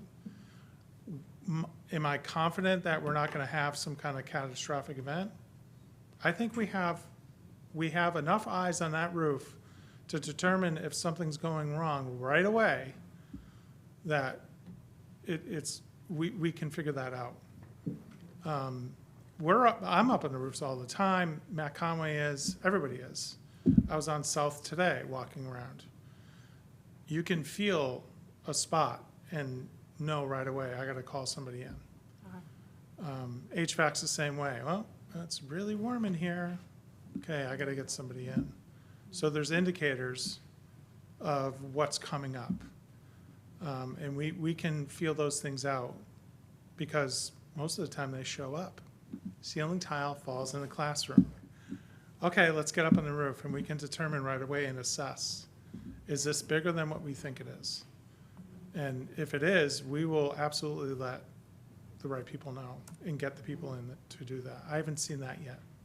I mean, I do like your idea, Michelle, of contingency planning in terms of that.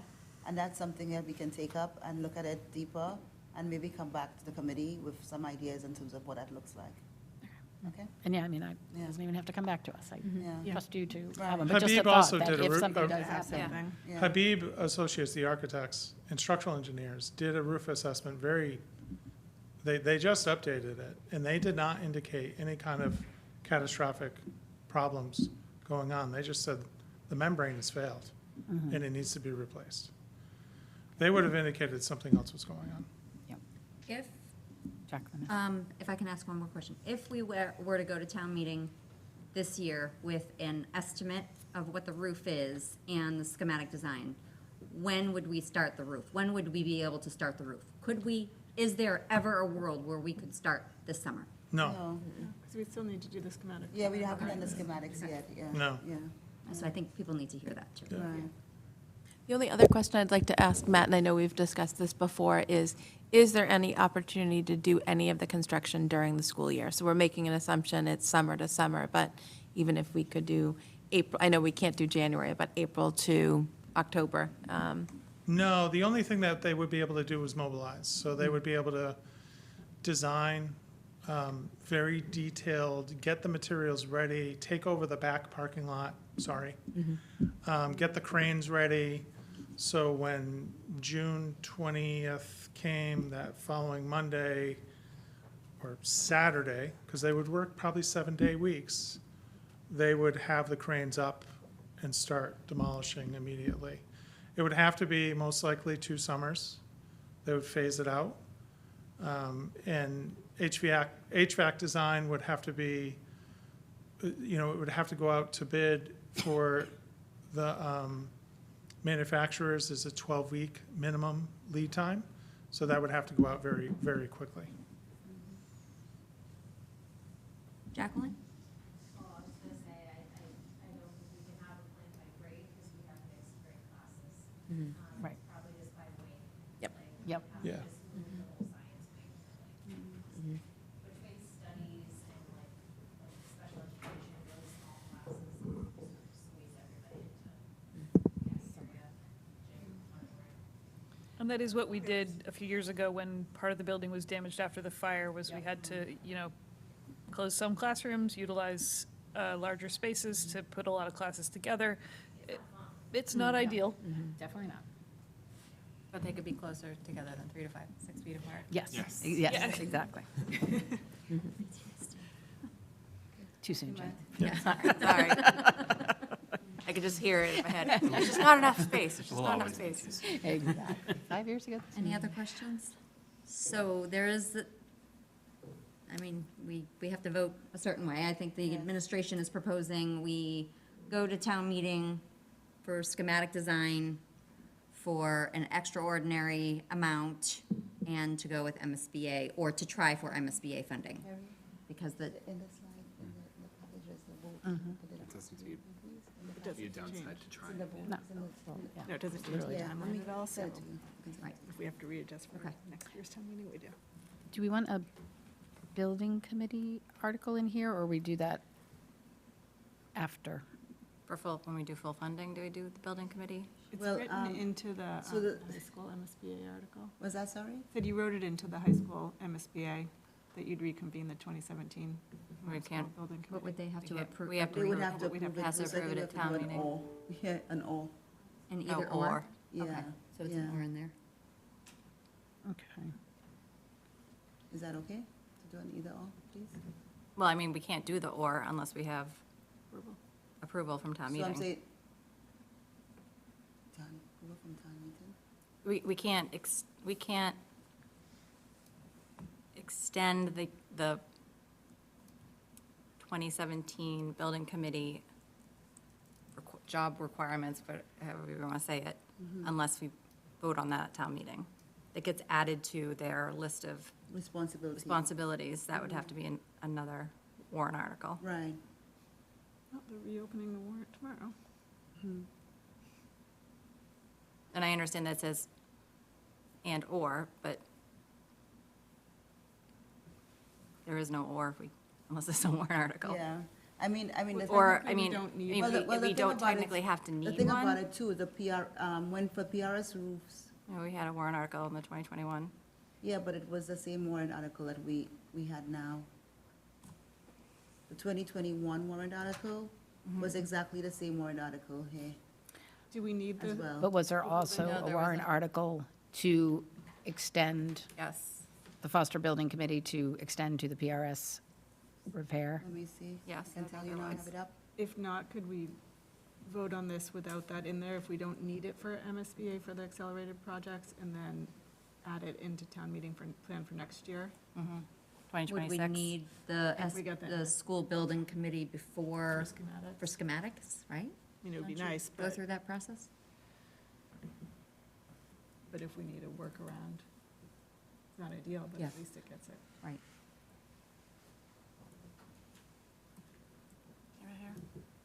Search engines. I got it. Article Not U, yet, no. It hasn't been.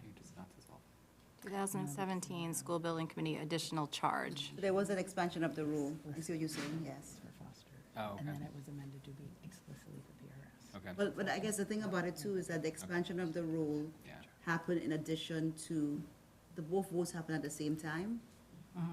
So it must have been that you approved it at your meeting ahead of town meeting for that to happen. So the two votes that happened at town meeting in 2021 were, one, the expansion of the role, and two, this exact vote that I'm asking you to vote in tonight. So I'm saying they happen at the same time. So it doesn't mean that you can't vote it in. It's just that town meeting has a But- final approval.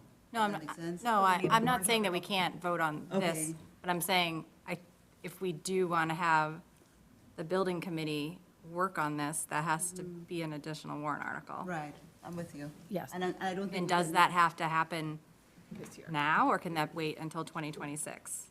Just that particular part? Because is it too late to get in an additional warrant article at this point, if we add that? I think the one thing that would have to happen first is that, the first thing that would have to happen would be that we would have to get the building committee to approve. And the building committee is not gonna approve until, or not approve until, the 19th, which is next week.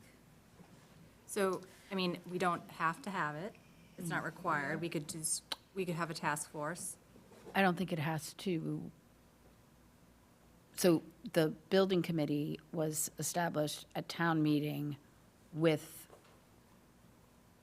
it doesn't name names, No. right? So I think the 2017 building committee membership could change. So the people who are doing it now don't necessarily have to agree to stay on. Hopefully they will. appointment. But if they don't, the appointments would stay the same. Right, I see what you're Right, saying. because like Dr. Ed came off and I went on. Yep, yep. Because I became the appointee for the school committee. I'm with you. Yep, so I don't think they do have to, I don't think the individuals have to agree to stay on it. We just have to, Like the town has to agree Yep. that we want to have, maintain that 2017 building committee. Right. We should probably get rid of 2017 and just call it the Hingham the Hingham School Building Committee. in perpetuity. In perpetuity, yes, forever, because we're all, Town meeting Whenever it needs needs to start a new reconvene. building committee. or you could start a new building committee, but that's, hopefully you don't have to. Because then you have to decide how many appointees does the town moderator have versus the school committee versus this person. So where does We that had leave that us battle for this? already in 2017. So I think if this works, I think we just, if there's availability, if we can, I mean, we're reopening the warrants anyway, right? So can we also include that Right. same warrant, Yeah. just use the same language we used in 2021 to also include the 3 roof projects? And can we vote on that tonight to Tonight. give you the authority to Yeah. just do that? Yeah. Yep. I'm writing it right now. Okay. Send it to you. Sending it to me, I hope. Put it in the package. Yeah. I'm glad you're here tonight, Jen. Thanks.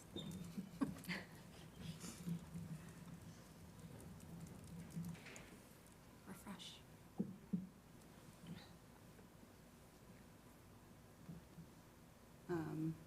But you could probably, if you would like to start looking at some of the articles for voting, maybe we can start looking at those. Okay. That design article for the high school, the first one on Appendix A. Yes, please. Do you want to go? Yeah, we'll go. Okay. So we're just approving this article. I don't have to read it. The full article. Well, I mean, you can. I was just going You to can reference make a motion to approve the schematic design high school warrant article for the 2025 town meeting to cover that. Okay. I'll second that. Any further discussion? All those in favor? Aye. Any opposed? No, okay. Okay. Moving on to MSBA article for the high school. This is the one I have to read. This is the one, Okay. yeah. I will make a motion to approve the following language. Thereas to see if the town will vote to appropriate, borrow, or transfer from available funds an amount of money to be expended under the direction of the Hingham Public Schools School Committee or the 2017 Hingham School Building Committee for a roof replacement and a heat pump conversion project at the Hingham High School, 17 Union Street, Hingham, Mass., which proposed repair project would materially extend the useful life of the school and preserve an asset that otherwise is capable of supporting the required educational program, and for which the town has applied for a school construction grant from the Massachusetts School Building Authority, MSBA. The town acknowledges that the MSBA's grant program is non-entitlement discretionary program based on need, as determined by the MSBA. And if the MSBA's Board of Directors votes to invite the town to collaborate with the MSBA on this proposed repair project, any project cost that the town incurs in excess of any grant that may be approved by and received from the MSBA shall be the sole responsibility of the town. I will second. Any discussion? All those in favor? Aye. Any opposed? No. Okay, thank you.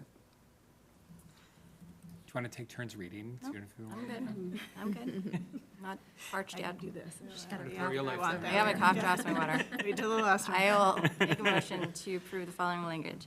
To see if the town will vote to appropriate, borrow, or transfer from available funds an amount of money to be expended under the direction of the Hingham Public Schools School Committee or the 2017 Hingham School Building Committee for a roof replacement at Plymouth River Elementary School, 200 High Street, Hingham, Mass., which proposed repair project could materially extend the useful life of the school and preserve an asset that otherwise is capable of supporting the required educational program, and for which the town has applied for a school construction grant from the Massachusetts School Building Authority, MSBA. The town acknowledges that the MSBA's grant program is a non-entitlement discretionary program based on need as determined by the MSBA.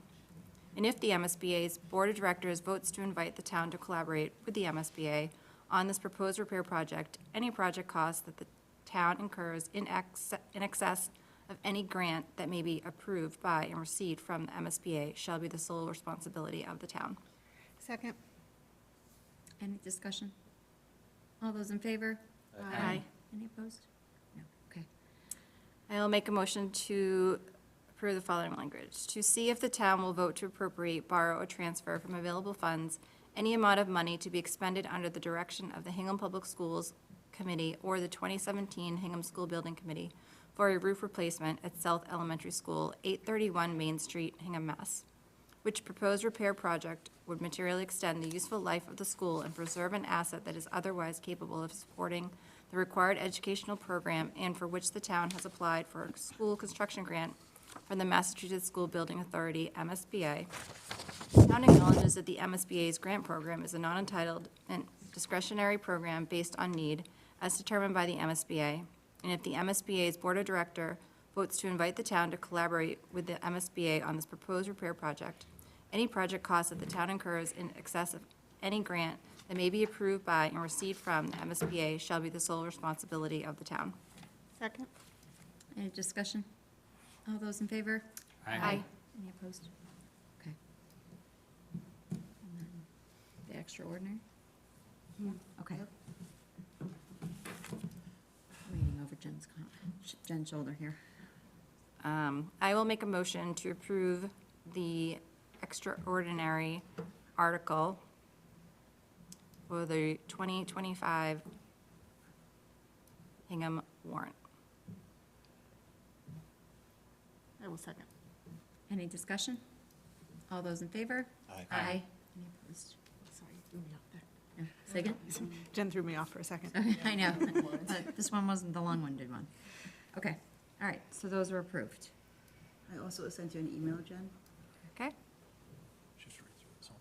Do we need to do the statement of interest? Yes. You do that one if you want. Sure you don't I know, I want was gonna anyone else say, to I read the don't chat? wanna One thing at a time here. Okay. Moving on. All right. I will make, does everybody needs to see this, right? Okay, I can email to Yep. everybody. You can read it and then see. I'll read. Yeah, read what All right, Just listen. this is what it says. Will the town authorize, but not, Michelle, listen carefully for editing, sorry.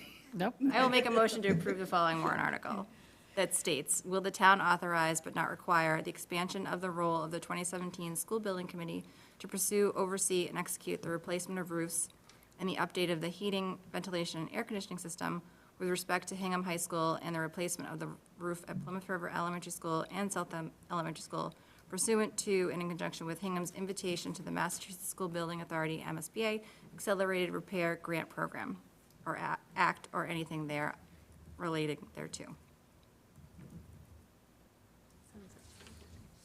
Second? Do you guys want to see it before we vote? Just send it to you. Okay, I'm okay. I'm fine. I heard it, yeah. I'm reading it over my Okay, shoulder. so any discussion? All those in favor? Aye. Any opposed? I would just say, not discussion of the article, no, but I think one of us should probably reach out to the school building committee to let them know of what we have done here tonight. So I am happy to reach out to Linda. I mean, I'll reach out to Linda, okay. I love you so much. Oops, surprise. I'll bring a cake to the next Yeah. meeting. One for each of them. Exactly. They thought they were done. Yeah. Okay. That's it. That's it. What about No, we got The the SOI, that's right. I will make a motion to, see, this is what I thought I already read. I will make a motion to approve, whereas resolved, right here, having convened an open meeting on March 10th, 2025, prior to the SOI submission closing date, the school committee of the town of Hingham, in accordance with its charter, bylaws, and ordinances, has voted to authorize the superintendent to submit to the Massachusetts School Building Authority the statement of interest form dated March 2025. We need a date there? No. Nope, that's March everybody. 2025, You're allowed to do that. dated March 2025, Yeah. for the Hingham High School location at 17 Union Street, Hingham, Mass. 02043, which describes and explains the following deficiencies in the priority categories for which an application may be submitted to the Massachusetts School Building Authority in the future Priority 5 replacement, renovation, or modernization of school roofs and a heat pump conversion project to increase energy conservation and decrease energy-related costs. The existing EPDM roof installed in 1998/1999 has exceeded its life expectancy and is in poor condition. I read all of this? All of this? Okay, just want to make sure. No, I don't mind reading it, I just want to make sure. As documented in the Beebe and Associates Roof Assessment dated January 23rd, 2023, the report rates the entire EPDM system as poor, with active leaks that are compromising critical building systems, including electrical and IT infrastructure. The roof exhibits seam separation, damage, and significant ponding, contributing to leaks that are disrupting educational activities, athletic programs, and physical plant operations. Despite regular maintenance, the roof requires full replacement to prevent further deterioration and mitigate costly emergency repairs. In addition, a June 19, 2019 report by the New England Engineering with Stephen J. Westling Architects called for full replacement of the HVAC system, which were installed over 20 years ago and have surpassed their service life. This report, now nearly 6 years old, underscores the urgency of addressing aging and inefficient heating, ventilation, and cooling equipment, HVAC. The rooftop units, RTUs, which provide critical climate control, require frequent maintenance and repairs to remain operational. Notably, at South Elementary School, nearly identical HVAC systems have already failed, necessitating full replacements. To ensure long-term resilience, sustainability, and cost efficiency, we propose replacing the RTUs, air handling units, ACUs, chiller plant, and other HVAC components with non-carbon, high-efficiency heat pump systems. This investment will result in enhancing system reliability, net energy savings, and a reduced carbon footprint, aligning with district sustainability goals while providing a modern, efficient, and safe learning environment for students and staff. The school committee hereby further specifically acknowledges that by submitting this statement of interest form, the Massachusetts School Building Authority in no way guarantees the acceptance or the approval of an application, the awarding of a grant or any other funding commitment from the Massachusetts School Building Authority, or commits the town of Hingham to filing an application for funding with the Massachusetts School Building Authority. I will second. Any discussion? Anybody need her to repeat that? I spaced out. Can you have a- All those in favor? Aye. Aye. Any opposed? No. Okay. Okay, thank you so much. Yeah, thank you. for We have no new taking us through business? that. Yep, and we're out. I also wanted to thank Matt and Meehan for coming, and you do not Yes, need to thank sit you, through the Matt. field trips or the policies, so thank you. Thank you, I Matt. appreciate it. Okay. All right, so with that, I hope my third grade teacher is proud of me. Yeah. I'm sure she is, Jen, I'm sure she is. all right, so 8.3, to review and update the proposed warrant articles, that's done, correct? That was part of that. And then the 8.4 is to review the MSBA statement of interest, which we just did. So now we can move on to new business. So 9.1, to discuss an out-of-state trip for a Hingham High School dance team and act as appropriate. Terrific. So we are presenting this evening on behalf of Coach Feeney of the dance team and Jim Quattromoni, who are proposing a field trip by the dance team to the New England Championships, which will be in Trumbull High School, Trumbull, Connecticut, on March 15th. Great. Hold on.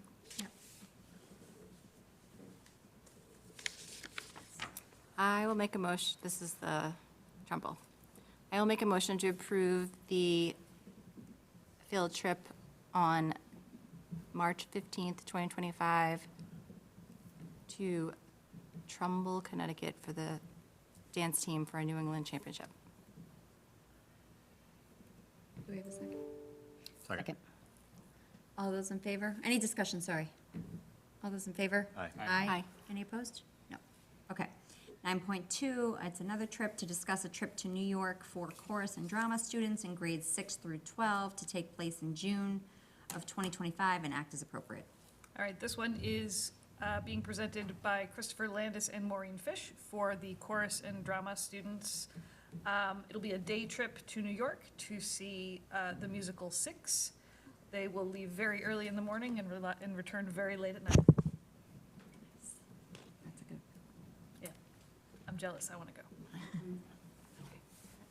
I will make a motion to approve the chorus and drama field trip on June 14th, 2025 to Second. New York City. Does anybody want a second? Second.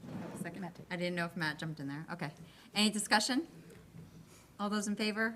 Aye. Any opposed? Okay. All right, 9.3, to discuss participation in the state's school choice program for the 2025-2026 school year and act as appropriate. Great. As many on the committee are aware, each spring, the committee needs to take a vote as to whether the district participates in the interdistrict school choice program, which allows families to enroll their children in schools in communities other than the city or town in which they reside. Tuition is paid by the sending district to the receiving district. Under the school choice law, all districts in Massachusetts are presumed to participate to admit non-resident students unless the school committee votes otherwise. So a decision is effective only for a single school year. So again, this is a vote that needs to be completed annually by June 1st. So it's important to note that Hingham has not historically participated in school choice, and the HBS administration does not recommend participation in school choice at this time. I did include an attached inventory of current districts participating in school choice, indicating that none of Hingham's comparable districts currently offer school choice, and a few on the South Shore. A particular consideration for Hingham at this time would be the strain that school choice can pose, particularly for service providers, given current caseloads across the district. Any questions? Tim? And I remember having a lengthy discussion of this last year where we decided no with the same group of people. Has anything really changed since last year? No, other than, again, really, the strain on service providers has only increased, and so, again, I would not recommend, and have had some conversations with area districts for their reasons for not participating, and I have received no new information that would indicate that we should proceed with school choice at this time. Well, then let's have a lengthy discussion. Yes, yes. Motion? Yeah. I'll make a motion to withdraw from the school choice program for the 2025-2026 school year. I will second. Any further discussion? All those in favor? Aye. Any opposed? No. Okay. 9.4, to review, to review updated competency determination and act as appropriate. Is this Erica or? Yes, so I'd like to thank Erica Pollard for her research and work on the revised competency determination. So as many in the public know, there was a recent vote to no longer include MCAS in the competency determination across the state. It's no longer a requirement. And so Erica and our directors, with additional input from various stakeholders, has a proposal this evening for competency determination standards going forward. So in doing away with MCAS, the Department of Elementary and Secondary Ed has charged us with establishing a new competency determination to take the place of MCAS, which was previously our competency determination. They specified very clearly that MCAS cannot be the competency determination, so we can't just decide to keep doing what we've been doing. And that the competency determination that we do choose has to include, it has to allow students to show mastery of the skills, competencies, and knowledge contained in the state academic standards and curriculum frameworks in the areas measured by the MCAS high school tests in 2023. So basically, we're going to certify that this coursework tests and teaches and allows students to practice the same skills and competencies that would have been tested on the MCAS exam. So for our high school, that includes passing 9th and 10th grade English, algebra and geometry, and a passing grade in biology. Students, my recommendation at this time would be that you choose to approve a competency determination only for the class of 2025, because I think it's very possible that DESE will have additional thoughts between now and next year.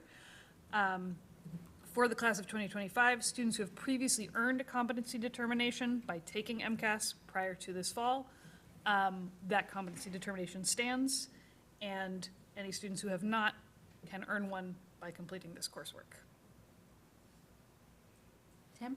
I'm just thinking of putting this in the basket of MCAS has an alternate assessment for kids who can't. Is there an like if someone tried 3 times and just can't pass geometry, but has passed 2 years of algebra, is there an alternate, or I don't know if there's a plan B? Yeah, unfortunately, DESI hasn't really given us anything that we could use as an alternate at this time. If I were to guess, I think it's something they'll probably address in the next year. But for now, they haven't given us any indication that we can do anything alternate. Okay. I'm sorry. Do you foresee any students in the class of 2025 not getting a diploma because of these requirements? I don't know if they're particular, that's not us for individual students, but like. I do not. You do not? You think this is a reasonable bar? Okay. Have we ever had a student not graduate because of a MCAS or something similar? Not to my knowledge. Okay, Not during my tenure. no, okay. This is for the class of 20, because you said there could be change in the. 2025. This is for the class of 2025. And if DESI says nothing more, you could go ahead and reapprove this next year and say this is what we're going to do moving forward. But I guess it leaves the door open. If DESI has additional guidance and we need to change course, we'll be able to. And just a spoiler alert, the Board of Elementary and Secondary Education has been discussing this. The 2 areas that they have been proposing to add to this would be U.S. history and potentially a world language. Of the 2, I'd say the U.S. history is the more likely of the 2 to be put forward, but at this point, what Erica's proposed does meet the current requirements. What we would anticipate potentially for next year would be potentially adding U.S. history, if that's the direction the board goes. But I think for the short term, this mirrors what students would have needed to pass for MCAS, and so we're very comfortable with proceeding with this recommendation for now. I guess that's another question. Would it make things easier for scheduling and everything, thinking of scheduling freshmen and sophomores at the high school, if we just approved this, keeping the door open that we can always change something we approved? Like, and not put a year limit on it? Just knowing that if we don't get any DESI advice, then this is what it is ongoing until we change it. Sure, I'd be comfortable with it. Yeah. Okay. Sorry. Matt, I'm probably just being stupid, but, so, or I think what you said was, there's a subset of students that didn't pass MCAS, potentially, and all of them have already had a passing grade in all of these things? Like, because no one's going back, I don't think, like, it's March, you can't have somebody go back and take English 9. Correct. So adopting this will not jeopardize graduation status for any of our current students. And, sorry, to the point of, if we approve this for going forward.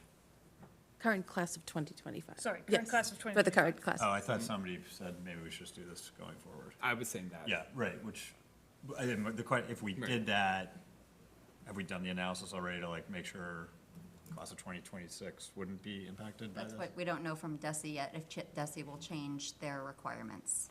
So hoping to find that out before Okay. voting on 2026. So for anybody in the class of 2026, even if DESI doesn't change their mind, there would be time for them to go back and earn the credits that they need. Like, we don't have anybody who would need to retake every one of those classes and stay in high school for another year. If you have a year of runway, knowing that this is coming, you have more time to take a summer school class or something to Exactly. get the credit. It just seems, it seemed to me like dropping this in March of someone's senior year, if there would be in danger of not passing, is a rough blow. Yeah, indeed. Yeah. does it seem like DESI would be voting on this soon? Like what's the, oh, that's all right. Sorry. Okay. It, It's not on their agenda currently, and you don't know what the timeframe is. I mean, they've been doing a lot of talking about it. Okay. But have not given any indication as to when they will decide. Got it, okay. So are we just voting for this year? Because because to that, if we're voting for a future year, like somebody that didn't have it might be like, oh, I've got to take English 9. I mean, they're making course selections, what, in a month or something, right? Yeah, and I think that that's reasonable I think either way. Jacqueline? sorry. I'm talking more. Jacqueline Beaupre, Hingham Education Association. How does this impact students that are in like the CLC program that are taking like Math 9, Math 10, like they're not in like the algebra class? Yep, that's a great question. And what it's going to require is a little bit of a deep dive into the curriculum for those particular courses. And we do have, so since we're sort of in the clear for now, what we'll be doing moving forward is assessing those standards and making sure that either they are included or that students are aware that they are not included, so that moving forward, when students are taking courses next year, they'll know exactly where they stand. We haven't done that work yet, but it's part of the plan. Okay. Have any of the passing requirements for those classes changed? Like, for example, biology, you need a 60 to pass. No. Okay. And a comment just from the biology teachers right now. We are reevaluating what our final exam might look like since there is no MCAS. So the course itself might be subject to change, and we're talking about that as a department. And yeah. Any other questions? Were you to that? Sorry. I think so, yeah. Okay. So are we doing for the 2025 or not? Yes? Yes, just for the class of 2025. right? I think my preference would be to just adopt this and then change it if we can for the purpose of scheduling. Unless there's like we approve it for 2025, but there's a general understanding by guidance counselors that this is what we're working with, and please schedule students accordingly. Well, what is the recommendation from DESI to do it? They have not given. They have not given that. So my recommendation to just approve for this graduating class is based on what other districts have done. But I think there's two pathways forward. You can adopt this and nothing changes and you can continue it forever, or you can adopt it and you have to change it next year. Either way, some action will be needed moving forward. Does that make sense? Yes. I withdraw my selection and say, let's just adopt it for this year and assume that the guidance teachers are very competent and understand what they're doing. Okay, yes. I will make a motion to approve the updated competency determination proposal for the class of 2025 as submitted. I will second. Any further discussion? All those in favor? Aye. Any opposed? No. Okay, thank you. Okay, so 9.5, to discuss the appointment of the Executive Director of Student Services and act as appropriate. Just for purposes of people in the public, we had executive session. We had heard the administration's proposal for the appointment and had reviewed the possible contract. So I'm going to pass it over to Katie Roberts to introduce their recommendation.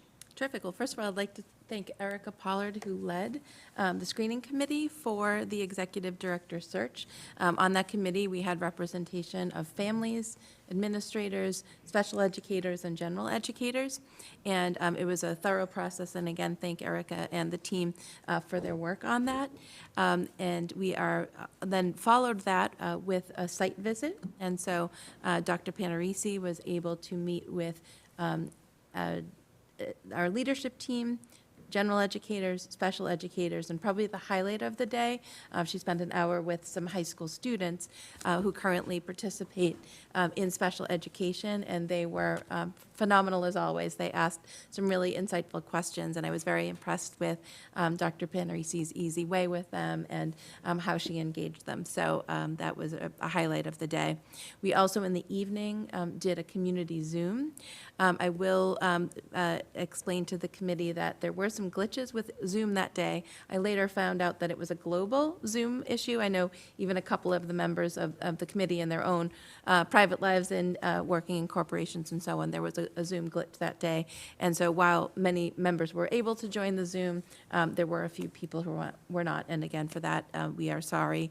And we will rectify that by hosting some coffee talks with Dr. Panarisi as soon as practicable. So she is planning after this evening to share with me some dates so we can make sure that all community members have a chance to meet with her.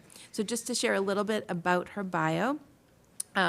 She is currently the Director of Student Services for Silver Lake Regional School District.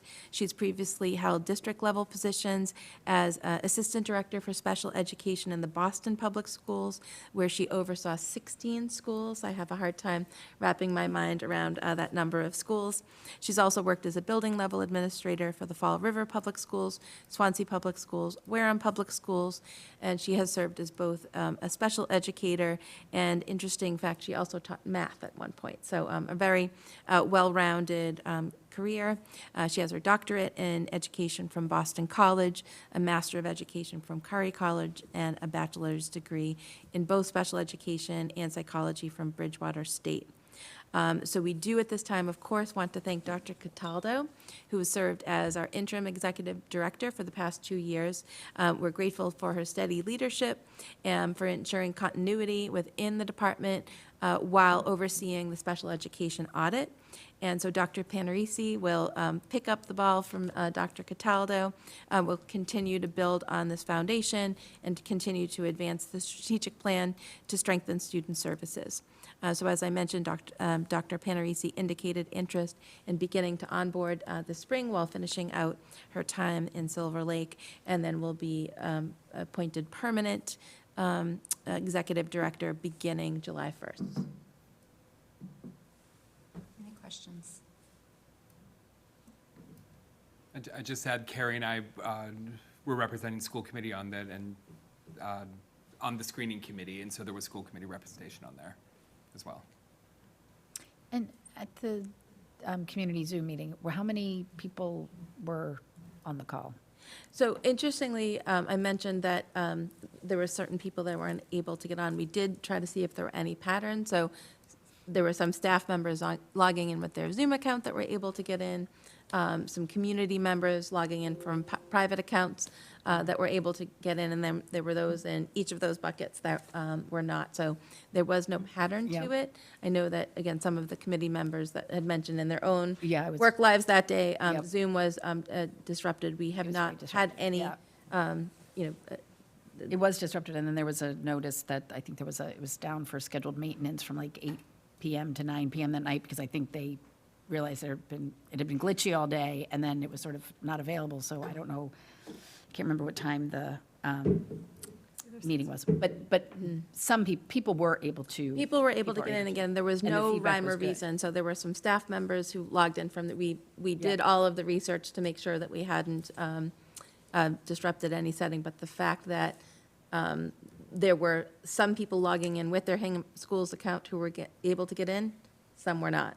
Okay. Some logging in from their personal account were able to get in, and some were not. But given that we're in hiring season right now, it was important for us to proceed. We certainly didn't want to lose out on a really terrific candidate by delaying the process. Right, So. yeah. And the feedback was positive from. The folks feedback who was had very been able to. positive, and Okay. again, for me, in addition to the community forum, she interacted beautifully with our students, with our faculty, with our leadership team, and each time I heard her, I learned more about her, and just given her experience in many different districts. She also, I neglected to mention, is an adjunct professor at UMass, and so has taught a variety of courses. A few of our staff members actually had her as a professor and spoke very highly of her, and they were also timid to call her by her first name, and she said, no, you can call me Christine.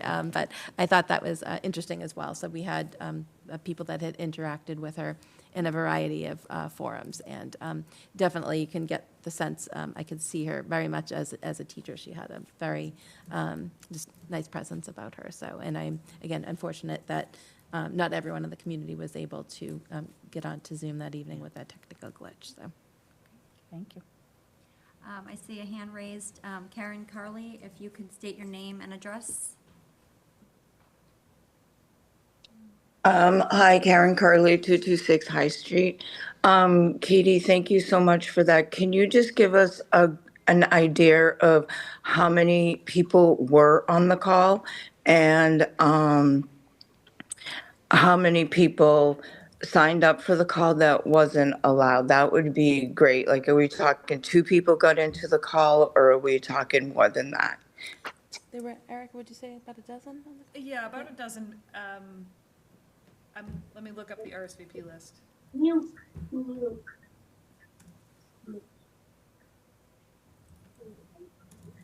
There were, I want to say around 18 or 19 that had RSVP'd, so I'm not sure that. And the only way to get the link was to RSVP, correct? Correct. And that was publicized everywhere, correct? And sent home to special ed parents? Yes, so it was publicized both via email and also other organizations like CPAC cross-posted it. Okay, perfect. Thank you so much. Thank you. Thank you. Yes. Any other questions? No, okay. Is the committee ready to move forward? Of course, I can't find the thing. I will make a motion to approve Dr. Christine Henrici for the Director of Student Services position for the superintendent to hire and to approve the terms of the contract. I will second. Any further discussion? All those in favor? Aye. Any opposed? Okay, welcome, Dr. Panarisi. We're excited to welcome her to the team, and again, are very grateful to Dr. Cataldo for her tenure here. Yes, thank you.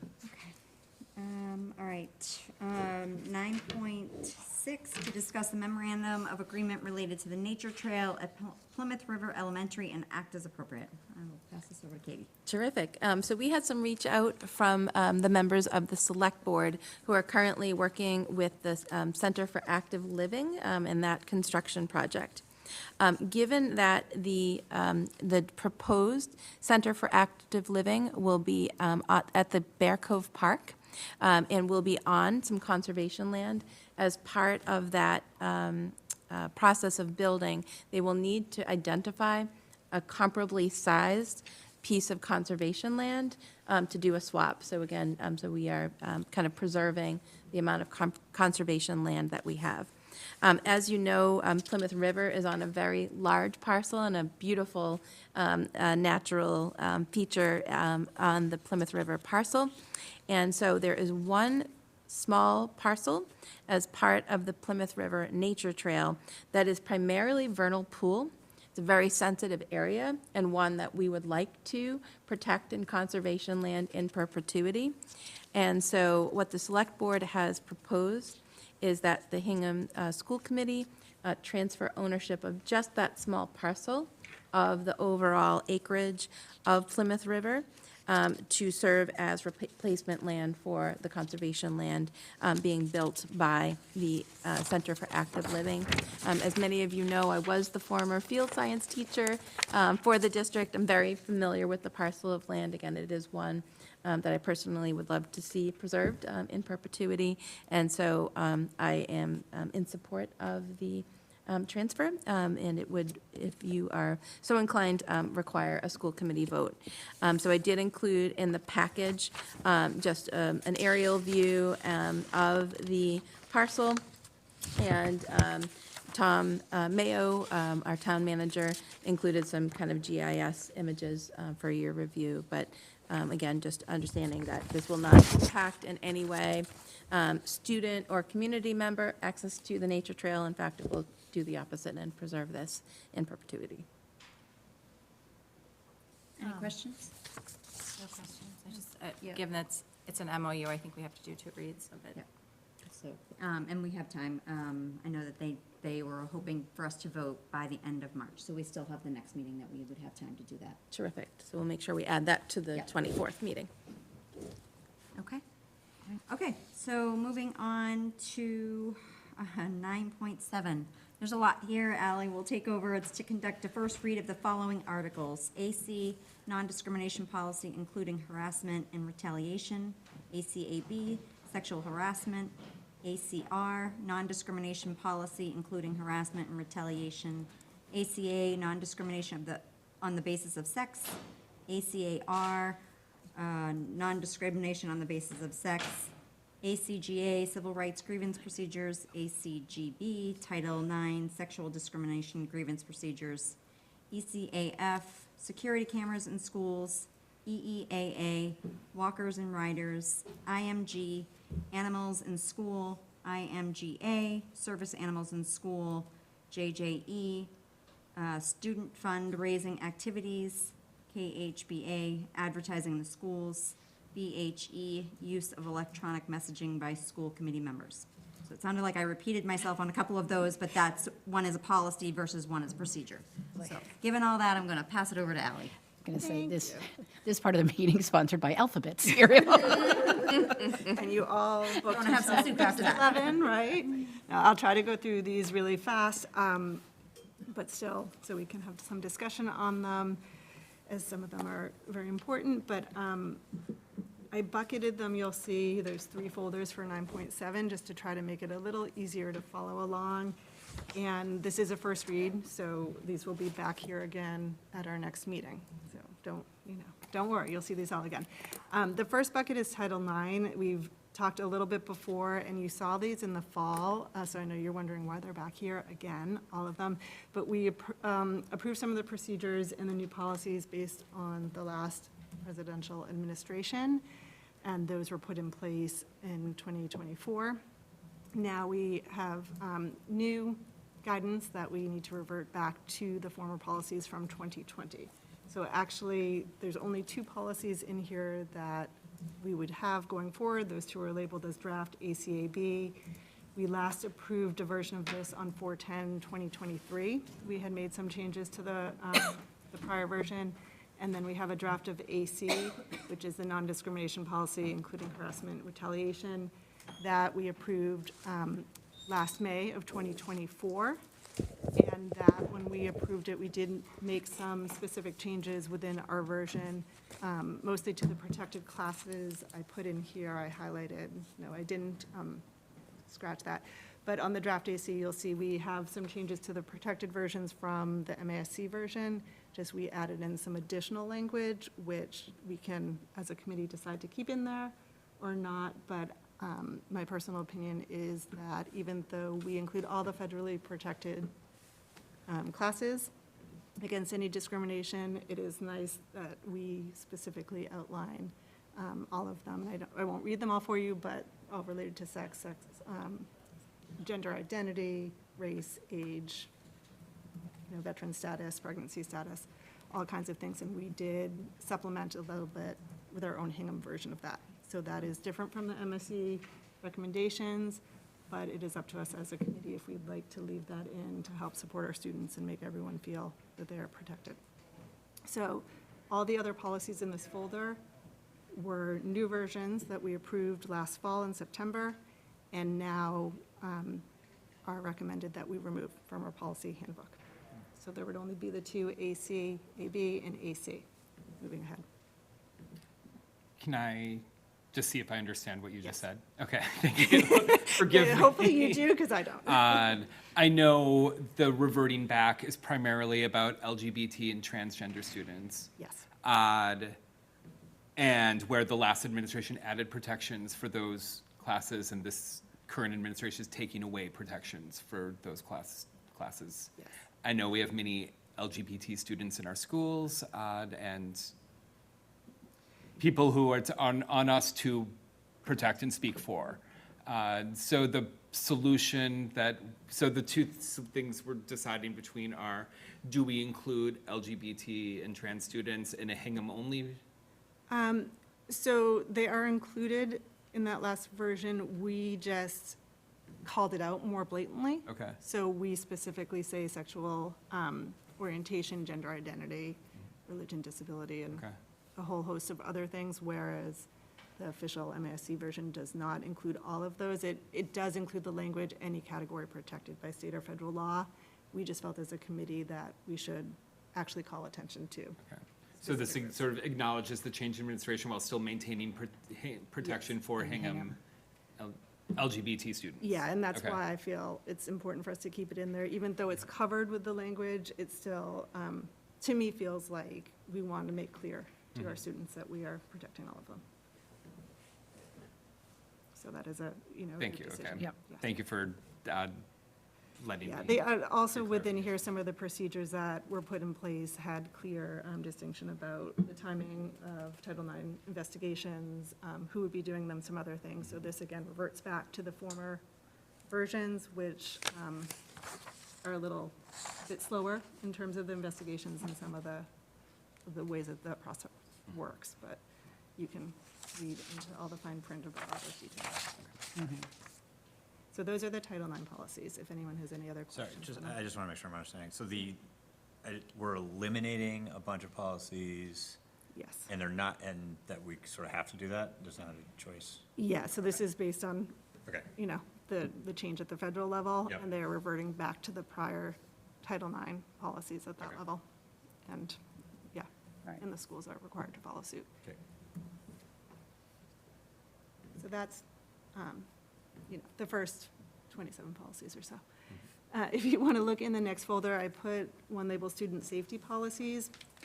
I think, sorry, Yeah, just want to go clarify, back. just for folks who may be listening, because it It's can be confusing. confusing, right? Some of the policies have to be changed because Title IX was changed. Yes. Other policies, the Hingham School Committee is still allowed to maintain our own particular policies, and including protected classes that may or may not, that may be in addition to, we have to follow what the Yep, state says, we we're have to still follow what the following. federal says, Yes. but we also can include our own.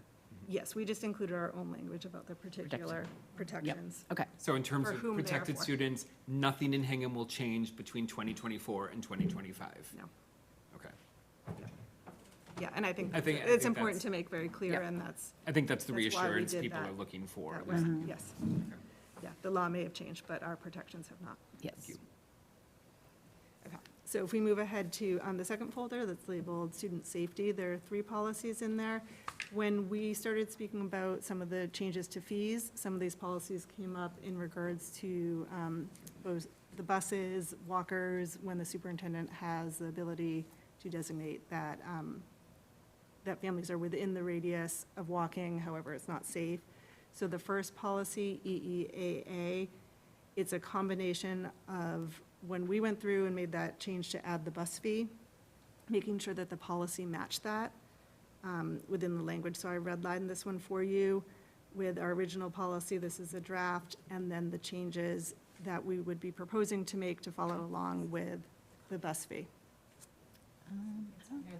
It's the third It's- folder. EEA. There's 3 9.7 Yeah. folders, just Yeah. to totally, yeah, make you work for it.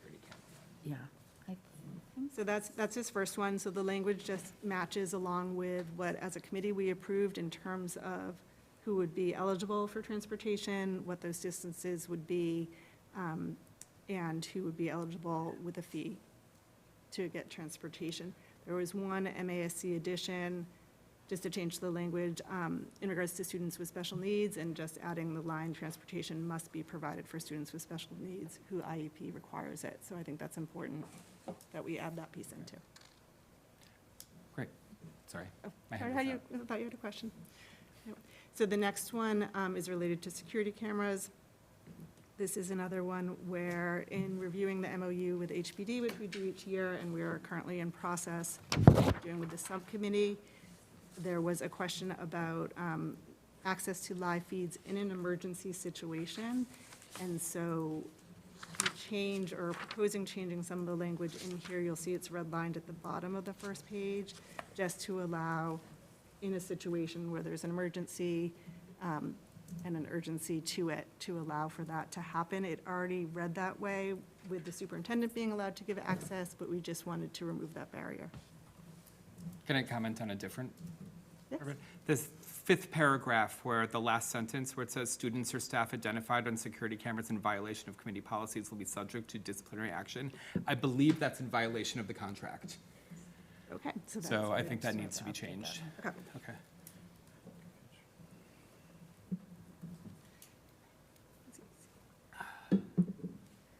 And I believe this is also one that came up when we were talking about the school bus cameras on the exterior in regards to traffic violations, and AdCom was asking about, what about cameras on board the buses? And we do have language within here that already covers that in terms of behavior with the buses and video cameras that are already on the buses. So that just in case it comes up again, is included in this policy. And then finally, we have animals in schools. Again, as we were talking over the MOU. Approved.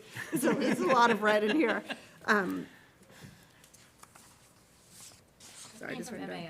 Yeah, this came from MASC, and we were talking about, obviously Opry and how much everyone loves Opry.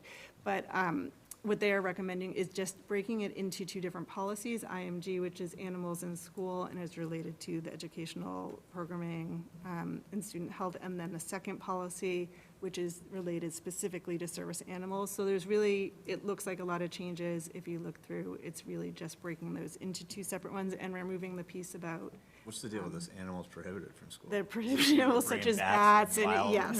Wild, but like why, I mean, Those For crazy bearing animals, science other teachers, you animals. never know. Yeah. Yeah. You never know. Can you check so this it's list, Jacqueline? Yeah. Very long. We're forcing taking it out, so it's fine. You now can bring bats in. So, yeah, so this one really is just an MASC update. It just came up in our discussion related to the MOU and animals in the school anyways. So that is proposing splitting them in two. good. And then finally, if you move to the other folder, these were other policies that didn't fit into those two buckets. So I just was trying to make it easier to follow along. It does look like a lot, right? KHBA is advertising in schools. This one we were looking at because there's been a lot of requests lately from booster groups and PTOs and other groups for advertisements related to different fundraising activities. So we reviewed all the fundraising and advertising policies, and this one, we felt it may make sense just to give the superintendent permission to approve of advertising for specific things when they're related to the school, school groups, and to things that are related to school events or mission. So we did add advertising should align with the mission, and also that it will be communicated to the school committee when permission is granted. Just avoids Katie or a future superintendent having to come to the committee to get any advertisement approved each and every time. Like a mattress sign. Right. Yes, and there's been a lot of them, so it just felt like it was, there was an abundance. So just to streamline for her. And then the second one also related to advertising and fundraising was the student fundraising activity, and we actually joined with the Alltown PTO to discuss this with them. There were some changes that MASC was proposing, and we wanted to run it by the PTOs because it would impact them. And what we came up with was our own Hingham version that did not use the MASC recommendations, but just called out that we recognize that families have different resources. And so as much as possible, any school fundraising activity shouldn't highlight those and should be about the group as opposed to individuals. So that change is in there, and that has gone through the PTOs and is with their input.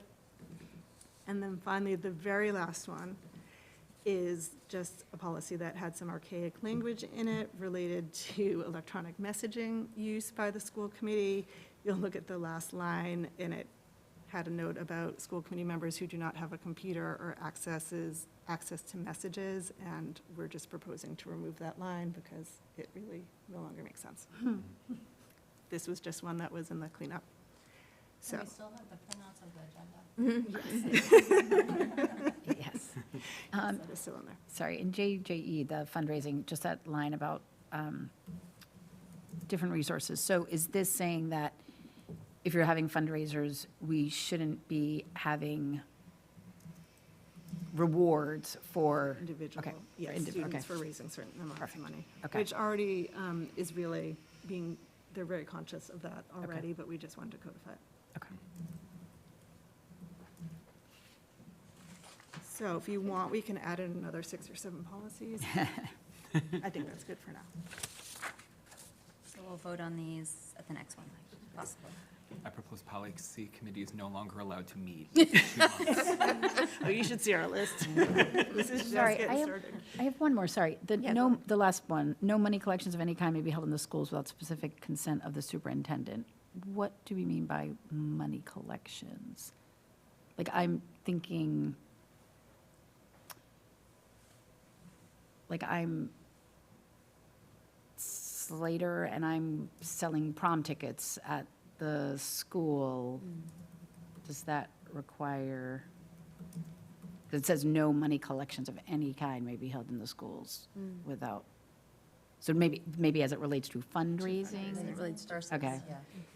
It just feels like, I don't know, it feels like that should be Updated. a building, well, it feels like it should be like a building versus having to go to the superintendent.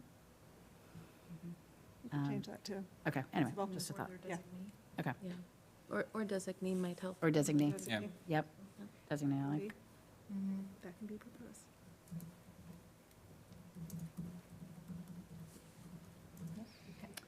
Okay. All right, so 9.8, we do have one, I think, in the packet to approve grants and donations and act as appropriate. Yep, so this grant was applied for by HHS business teacher Joe Tarantello, and it comes from the State Treasurer's Financial Education Innovation Fund in the amount of $3,200, which will be used to fund the annual Credit for Life Fair. Oh, yeah, okay, great, thank you. Any questions? No, it is Somebody want to make a motion? excellent credit fair. Make a motion to accept the Innovation Fund grant in the amount of $3,200 to fund the annual Credit for Life Fair. I will second. Any further discussion? All those in favor? Aye. Any opposed? No, okay. Thank you, Andy. What? Thank you, Andy, for going after it. 9.9, to approve surplus and act as appropriate. I didn't see anything. Right. Yep, Thank you. thank you. All right. No, thank you. Moving over to item 10, subcommittee and project reports and warrants signed. Matt? Just real quick, East School Council met today. HEF's next meeting is tomorrow, and no update from Special Education Subcommittee, but we probably should schedule one in the next, I don't know, I guess maybe post-April vacation. Sure. Or I'm thinking of in advance of the next readout, which I don't know. Yeah, so actually, we might want to move that up maybe to late March. Okay. if Possible, yep. Okay. I'll reach out to Barbara now. Tim? I'll know ed programming subcommittee is coming up, but the big event that everyone needs to get really excited about is on April 2nd, which is a Wednesday, is Pizza Palooza for SNAP. Ooh, so everyone mark your calendars. Love that day. Yeah, so it's, if people don't know what Pizza Palooza is, it's in the high school, and it's pizza from all over Hingham and really all the South Shore. And you can try different types of pizza, and it's awesome. It's really fun. It's sponsored by SNAP. Always a great event. Yeah. I know. Talk about the number of miles I need to run. I just have Student Advisory Council. Slater and I set up some dates for the rest of the year. I need to confirm with him tomorrow. It's supposed to be one, so I need to confirm they can still do that. And then the next ones are April 8th and May 6th. So I'll ask folks who wants to join, if those, one or two people can join me. Ally? Well, lucky for Tim, we have another policy meeting on the 24th of March, so we'll be back again at a meeting soon with more. Got it. Just I attended the South PTO meeting on March 7th, and there are warrants in the packet. And then as far as mine, I had mentioned last meeting that Foster had their school council meeting, so that's passed. And as we've heard tonight, there's been a couple of forecast meetings that have changed things, but Aisha's gotten everybody up to speed on that. So thank you. All right. With that, anything, item 11, anything under 48 hours? Okay. Executive. Okay, so next school committee meetings, we've got to attend the advisory committee meeting. They are going to vote on the articles on Thursday, March 13th. There's another agenda that's going to be to attend advisory committee meeting on March 18th, as they will be voting on all of the money aspects of their work.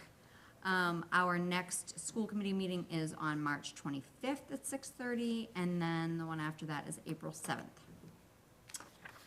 And with that, we did have to adjourn to executive session, and we do need to go back to executive session, so if we can make a motion, and we will not be returning after that. I will make a motion to adjourn into executive session, not to return To open session pursuant to Mass General Law, Chapter 30A, Section 21A3, for the purposes of to discuss strategy with respect to collective bargaining or litigation and act as appropriate, as an open meeting may have a detrimental effect on the bargaining position of the public body, and the chair so declares. And so declare. I will second. All those in favor, Matt? Aye. Tim? Aye. Michelle? Aye. Ally? Aye. Jen? Aye. And I'm an aye as well. We're adjourned.